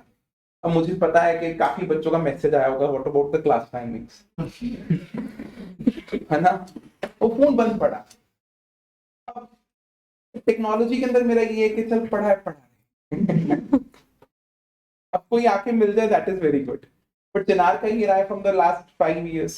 तो उन्होंने कंसिस्टेंटली, मुझे अभी भी याद है, ये राखी के ऊपर भी आती हैं, राखी बांधने के लिए इनका मुझे टीचर्स डे के ऊपर भी मैसेज आता है एंड कंसिस्टेंटली आया. That is a thing to talk about. मैंने कहा था ना कि कब एक स्टूडेंट क्लास से निकल जाता है परमानेंटली, बाहर चला जाता है, तो वो टीचर को भूल जाता है. इनकी वो चीज नहीं रही, बल्कि वो बढ़ गया. तब क्लास में थे शायद, तब मुझे कभी उन्होंने राखी नहीं बांधी, बट जाने के बाद हाँ शी केम, आते रहे, मैसेज भी आते रहे, लास्ट लिए तो आए भी थे यहाँ पर, है ना. दैट इज समथिंग मीन्स एक quality apart from being a good teacher और अ गुड स्टूडेंट. ये आपकी पर्सनल क्वालिटी है जो सबसे, I think it makes you different from the others. Teacher ऐसा हो तो फिर मन करता है ना. तो इनको कौन भूल सकता है, आपके जितने भी स्टूडेंट्स हैं सर, आपको शायद लगता होगा nobody has forgotten you, nobody, अभी तो and they can't, क्लास में they बैठे हैं can't. सर ने रुलाया आज तक कभी किसी को डांट के? नहीं. हाँ, पहले सर थोड़े स्ट्रिक्ट थे, रुला भी देते थे बच्चों को डांट के, बच्चे रो पड़ते होते थे, but at the very same time is very sweet, very sweet, very sweet. Class उस टाइम पे आई वाज वेरी रूड. नहीं, नॉट रूड, करेक्टली रूड होना भी चाहिए इतना तो. तब मैं डांट लगाता था, मैं खुद बुजुर्ग होता था. I am in my 30s. अब मैं That's what you call बुजुर्ग. God. और अब विवाहित हो चुका, अब मुझे गालियां खाने की आदत पड़ गई. ये सब झूठ बोलते हैं आप, ऐसा कुछ नहीं है. ये इज अ ब्यूटीफुल लाइफ. सब झूठ बोलते हैं मेरी ये. बड़ी हसीन है. वो तो कोई दुर्गाई नहीं है, बट हाँ गालियां खाता हूँ, ये भी सकते हैं. Thank you so much, sir. Thank you. No, sir. No. It was important. आपके लिए, आप वाकई गुरु हो मेरे, not just a teacher. You are my guru and you will remain my eternal guru. I want him to be my teacher किसी भी sense में, even for the years to come or for the jans to come. ऐसे ही teacher मुझे हमेशा मिलते रहे, because ऐसा इंसान अगर आपके पास है, आप डगमगा नहीं सकते हैं. Because he has always held your hand constructively. Never physically, but always constructively. He has always held his students' hands forever, and he will do that. ये आपको चाहे पढ़ाएं, आज एकेडमी बंद भी करके चले जाए ना, बट स्टिल आप इनको अगर अप्रोच करेंगे तो एक टीचर की तरह, एक गाइड की तरह हमेशा आपके लिए अवेलेबल रहेंगे. यही चीज़ मैंने इनसे सीखी है. Wonderful human, wonderful. Big round of applause for sir.